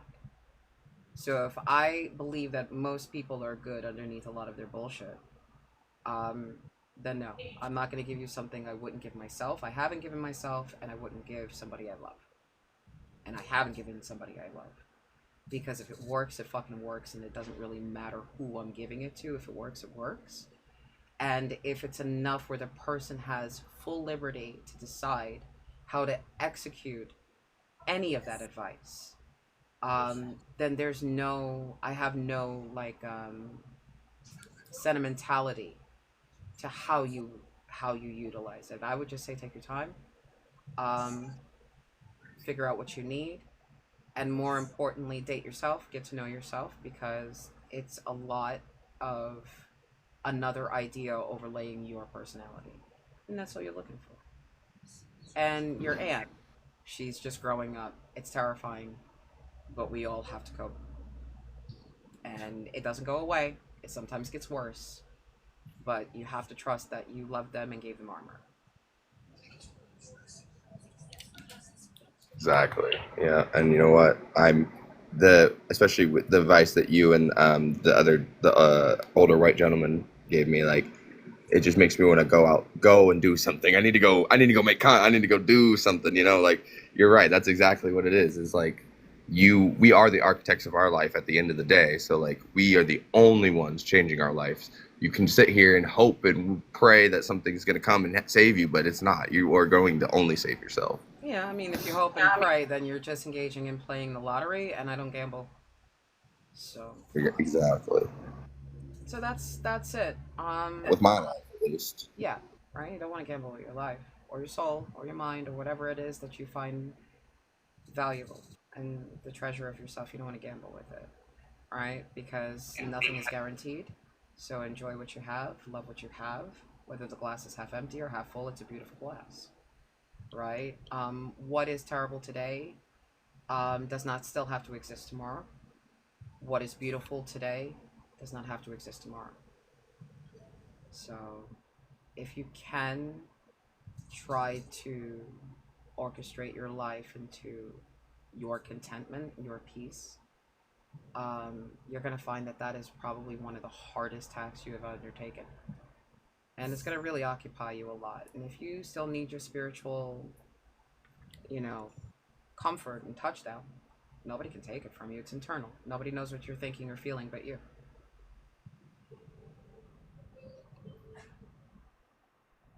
You can literally go like full on Buddhist, and if you never tell a single person, nobody knows. I've had to live hiding what I was from fundamental and dogmatic people. So I've learned how to stay a fanatic in my faith and not let anybody ever see that I had one. In my house, you can see it, but in my everyday, it wasn't something I spoke about. It was mine and don't touch it. Right? And I wasn't taxed to go out and spread any word. I was very miserly with my belief system. So hiding who I was also a torment. So take your poison. Yeah, thank you for letting me up. I'm gonna head out and go do some things with my life. If you have any more questions, since I deconstructed you, you come right back up. All right. Thank you. Have a good one. You too.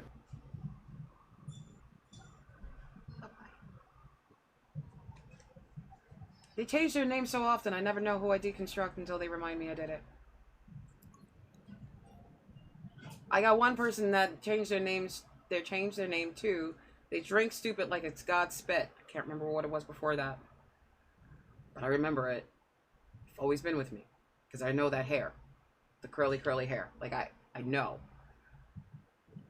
Have I been outside? Yes, I have. I was outside early. I didn't start my live until 12:30, and I've been up since 4. So I went out, walked the dogs, watered the plants, ran from some bugs, scuffed up my feet trying to keep the dog from running out the yard. Yeah, I went outside, got dirty and sweaty, had fun. I do that. I garden. I'm always outside. Always. Sometimes when it's raining, I do that too. How you been, Deal Gold? Good, dear. How are you? I'm actually okay. It's hot, but I don't have a migraine, so... Well, that's good. Yeah, this is my Irish luck. You've had one for quite a while, so that's a good thing. Yeah, we kind of narrowed it down to... The only thing that I did that was different was take an iron pill. And that can be a severe... that can be a severe headache inducer, so I have to just put it in my system another way. I get that. Well, I'm happy it's gone because I've heard that I've seen some of it, but I also know you've had it for several days. I get cluster headaches, which are similar to migraines. They just start in a different part of the brain. Yep. And sometimes they knock me out for... I've had one knock me out for almost 2 weeks once. Yeah. I used to get them, so I hope I don't anymore. But with my hormone issues the last couple of years, they would land me in a hospital. And they'd have to give me like this cute little weird triple cocktail or something. And I hated it. And part of it was Benadryl. Because I was allergic to one of the other things, like it would like an antihistamine reaction. Yeah. So yeah, I hated it. So now that now I've reduced my hormone levels, so I'm exhausted now. So it's like I'm switching from one extreme to the next. When I get to my doctor, I'll level out. Do the elevation leaves help you? Yeah, all the time, big time. I try to let people know You have never seen me not elevated. Same. Not on TikTok anyway. No, I don't like. Not at work, obviously. Oh, I let my boss know. That's half dose, and they're like, it's Yeah. really high. That's half dose. Yeah. I actually cut down so I can work without taking a nap.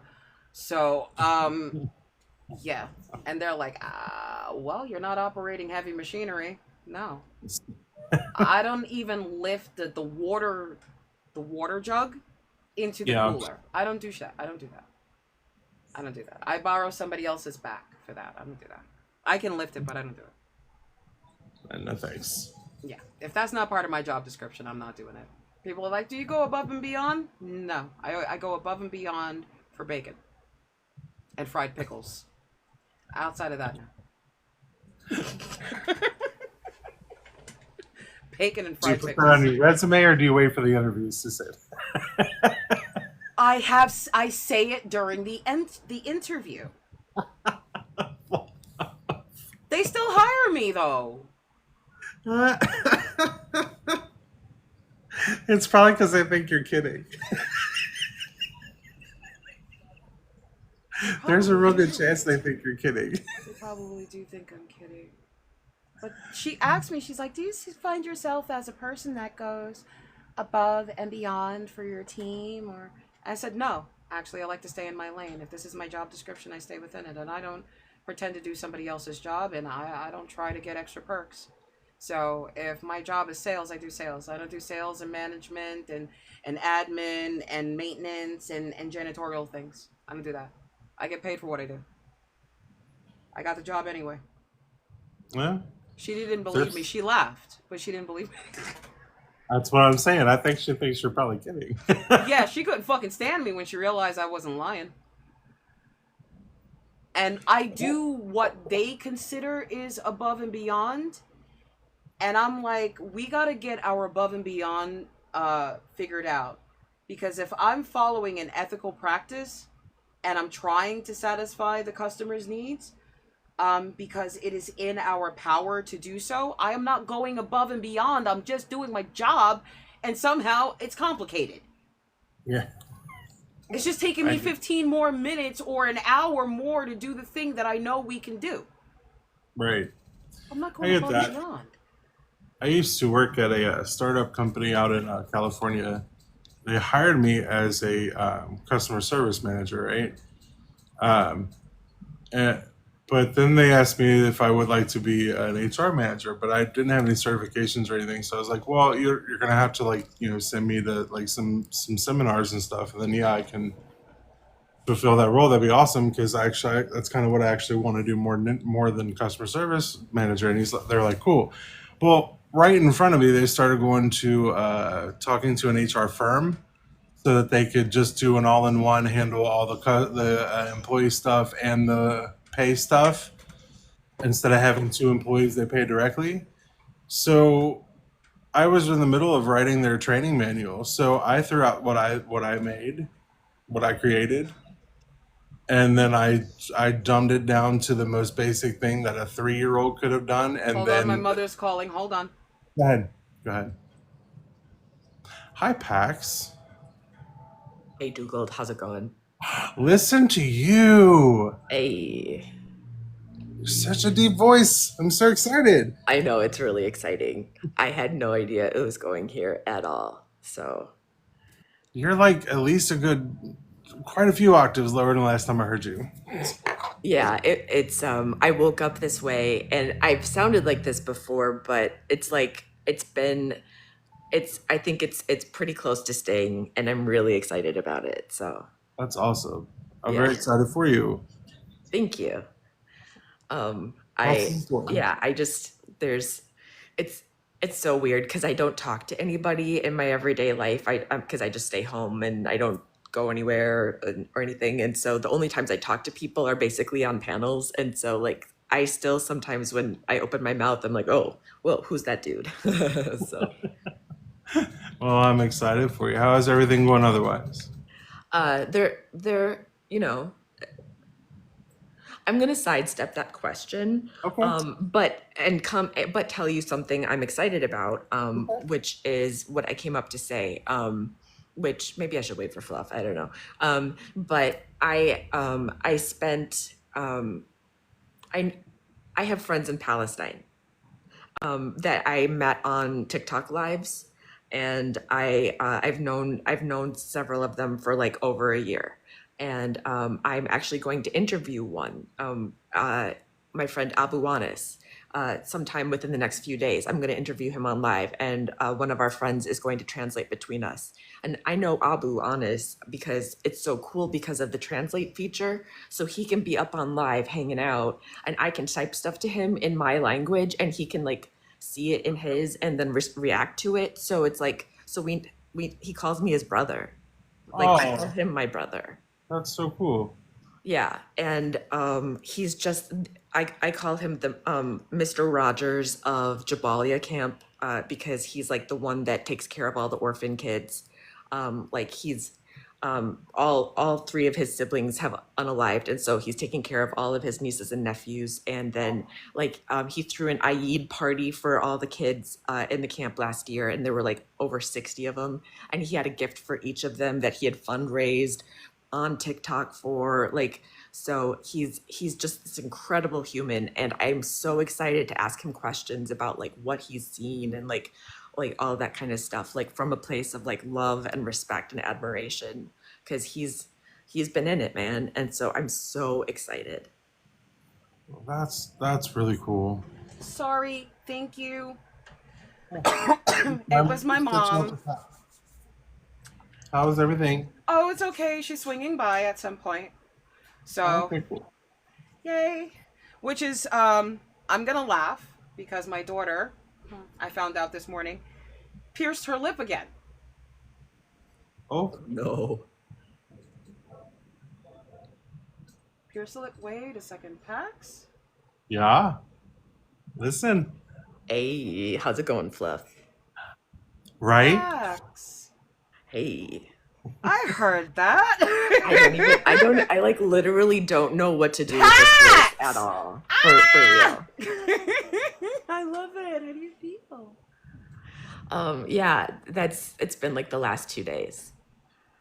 So I am having like, I know it's, and I don't, and I keep having vocal fry, and I'm like, how do I, because I don't want that. Like, what? Honey. Tea And honey. Teas and honeys. Oh, well, pretty much all I drink is tea. I drink peppermint tea all day long. Well, try not the peppermint. Try something else a little bit softer. A little bit of vitamin C. Try some rose hip. A little bit of inflammation reduction. Try some lavender. Oh yeah, those all require resources, but I appreciate the. It's just like chamomile and lavender tea. You can get that at the supermarket. Yeah. For like $1. Yeah. Did you know that they cut off my Snap? No. Yeah. I was getting $2.92, and then in May I got 86, and in June I got 0. You got hit? Yeah. Fuck. So I'm having to crowdfund for my Triscuits and my chicken nuggets. You have to go through the appeal. You have to go through an appellant. You have to appeal it. You have to appeal because this is a normal thing. They'll keep reducing for no necessary reason to cut you off. A series of missed appointments or missed this or missed that, and they'll just cut you down, or a false reporting of your income of anything. Always appeal. Appeal it, appeal it, appeal it. Every single time. Thank you so much. Can I just tell you that in almost 2 years of homelessness, I've applied to something like 250 programs, and I've gotten meaningful help from 8. And I've done appeals to no avail, and I keep moving states anyway. And so for me, the economy of what is likely going to just be an obstacle that I can't overcome is not worth the possible labor expelled, considering how angry it makes me to actually put executive function towards something like that and not have it work out. Okay, I can't bear the distress of that. Okay, Yeah. so what I'm going to do is I'm going to link you to somebody through our Discord. First, I'm going to double check with her that it's perfectly okay, but she did let me know that she wanted to come up onto my panel to dispel a lot of things, and she just let me know that she helped someone in your situation. It took 3 months. Okay? Cool. So I am going to give her a message and see if she can respond to me in Discord or to you. Okay, or sounds good. respond And to I you in give consent DMs. for messaging to happen to me or whatever. That's totally fine. Right, Good. but I was going to do it in the Discord in the general, so this way if you didn't want to go personal and private, you didn't have to. And it's just sure. general information that she can share with people, and she said she was willing to do it. So I'm only just going into the purview of the conversation. Is that cinnamon? It smells funky. But yeah, it was really interesting because for 2 months the Snap website wasn't working either. And so there wasn't anything I could do, and now I can log in, but it's And you might have to restart the process because they might have wiped your records. So you may luck out. Hey. That system is so loosely woven that it just depends on who you speak to sometimes. That'll Yeah, I actually know. rewind the entire process. But most importantly, learn how to utilize the people in office to get what you need. You have a senator, you have a congressman, call them and let them know that the way that they have been treating you, and go Democratic first. Go Actually, Democratic yeah. first. There ahead. there are people, all of the workers for senators and congressmen, the what do they call it, the staffers, they're usually people who basically they're social workers for specific groups of people. Mm-hmm. Some are for vets for their office, some are for just various groups of people. Like if you call one of them, there's also links or like ability to talk to them, and they will help you out directly if you talk to them, as opposed to like a whole bunch of paperwork and stuff. I've had Yeah, to I don't- call I don't Like it's think in their any- purview. I don't think I'm not any- going to say any- it's going to work in every situation, but I don't it think does work. anyone's going to actually care or listen to my story. I've been trying to tell it for a really long time. I even got myself interviewed in West Virginia last year. Oh, wow. Nothing. They didn't even publish it. People don't want to hear my story right now. It's too much for anybody, and it's a bad time for everybody, and everyone is doing the thing where they're tightening their belts, so to speak. Yeah. And there's as far as like room in the inn, there isn't any, right? And I just continually have to live in situations where I am humiliated and undignified. Anyway, it's fine, but I'm working on it though. And I actually I met a librarian here who is helping me, a librarian who is of similar values, so to speak, if you catch me, who is helping me, and they have a person up that works upstairs who works with this place that is a DV program, and I am technically a DV survivor, and so they're going to see if they can help get me housing that's safe and stable. So that's exciting. And I will also do my bit and see if I can get somebody associated with granting to see if we can actually fix your problem, kind of like once and for all. With what? Grants. With grant? Oh, are there grants right now? I thought they were taking them away from everybody. State by state, not federally. Federally it'll be hard, yeah, but state by state. And grants are really federal, so let's see if we can get you set up for it, because this is a long struggle. Yeah. But I would say that if you can get the name of your Democratic congressman, senator, alderman, call their office, speak to them, let them know the process, and let them know the situation that you're in, right? Because it is a timed thing that they may be able to expedite, right? So you may get the expedition of help if you've done everything according to the right paperwork. If you did not receive something, if they did something wrong, If there is no reason to take you off, then that should get addressed immediately. And not squeaky wheel it. Like if you're a little too calm, they may not think it's a dire strait. If you're a little too crazy, they won't take it. Yeah. But if you let them know, look, this has been a problem for this long, and every single time, blah blah blah, I do this, and this, something on your end goes wrong. Well, I mean, But and now I you tell them moved. something on their end. It doesn't matter if I you moved move. states. This is federal. So I don't know, but anyway, what I actually came up here to say though, Fluff, is I have really good news. I have so I spent like 3 or 4 months last year hanging out in lives with Palestinians on the ground, and I have like friends there. And so I have this friend Abu Anis, who I call the Mr. Rogers of Jabalia camp. And he is this really lovely person. He's the one who takes care of all the kids. All the kids go to Abu Anis, and like when they need a place to go, and there's a lot of them, right? And he threw a party on Eid on a rooftop for like 60 of them, and it was so beautiful. And like they were all dancing around, and he had gifts for all of them that he had crowdfunded for on TikTok, and he's incredible. And so I asked him if I could Wait a interview second. him. Is he able to get aid, food, and help to those children? Yes. Can you please put me in touch with him, because we have been trying to find a way to get aid to Gaza?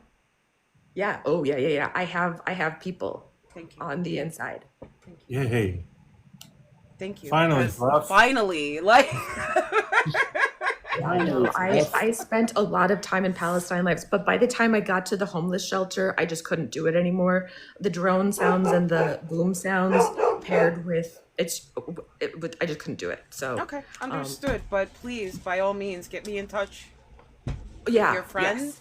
because there is a pledged amount that is waiting to go to Gaza.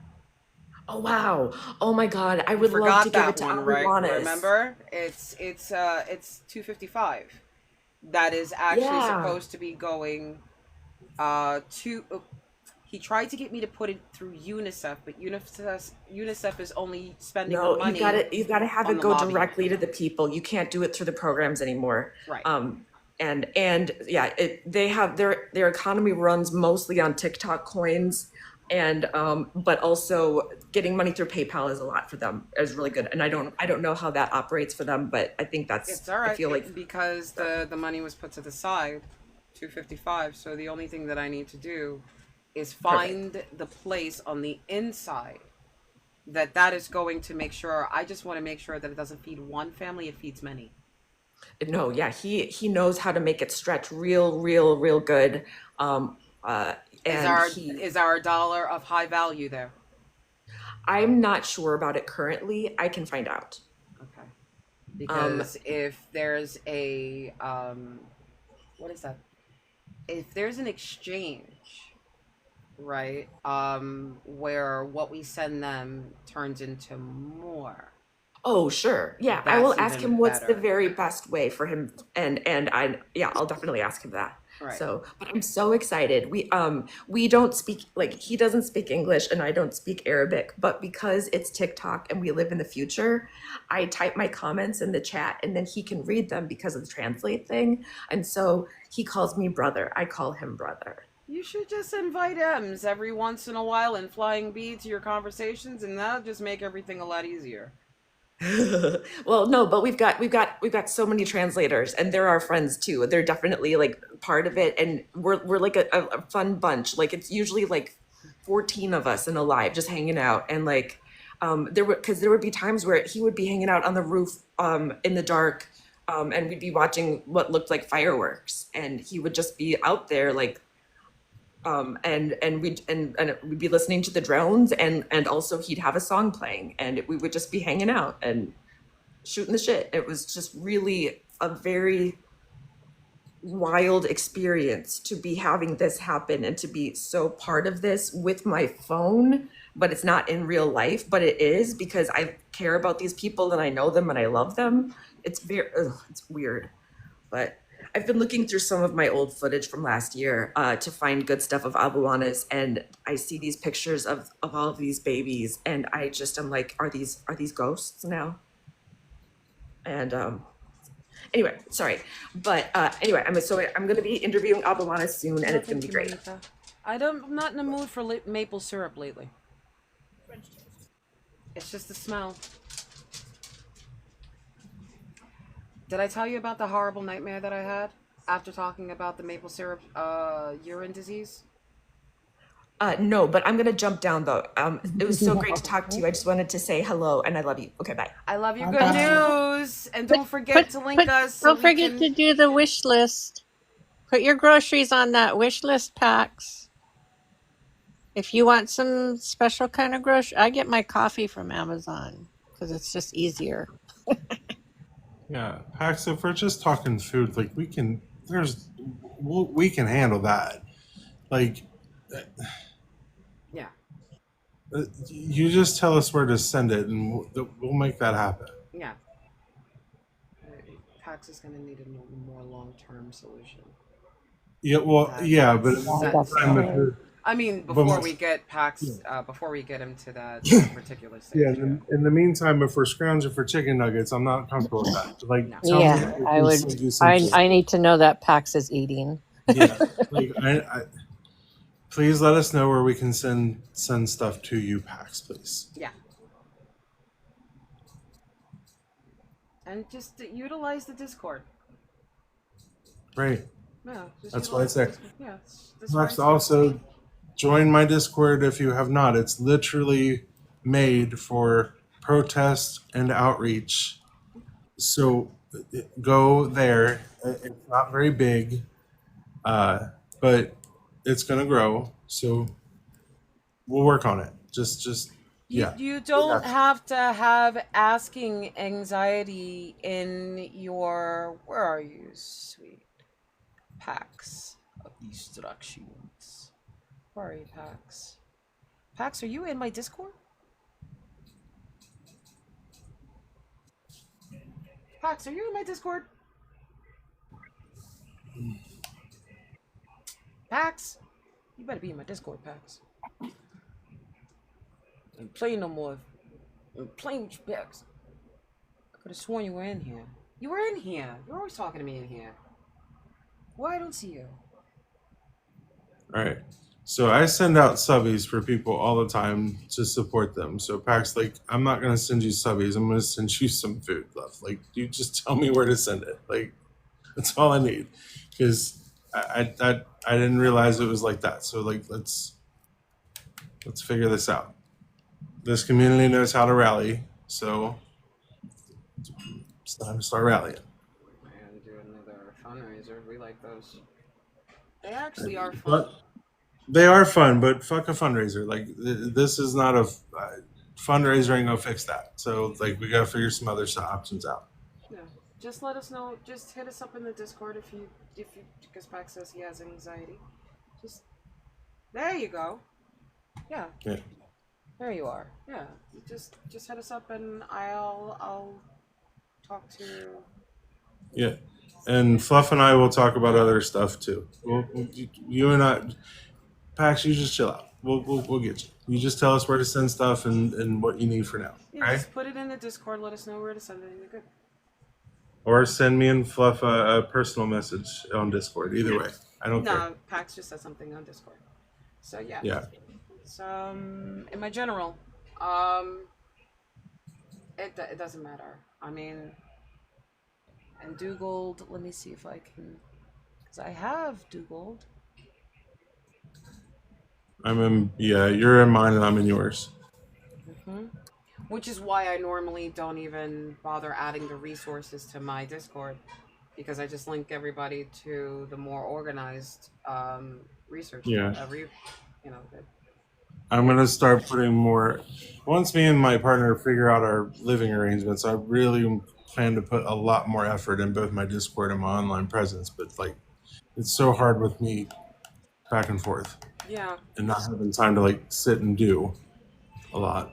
That's the thing. Like every single time I'm like, all right, let me organize a little, let me organize a little. I'm still researching, so I'm not organizing yet. My anniversary vacation week, because Happy's off all that week. We're just gonna revamp the whole thing. Nice. Yeah, hopefully it'll. I'm probably gonna sleep one solid day. I'm so Well, tired lately. Actually, I have been on for almost 4 hours. There has not been a single Christian I that don't wants to want. fight me. But I was online for 4 hours this morning and for 3 hours.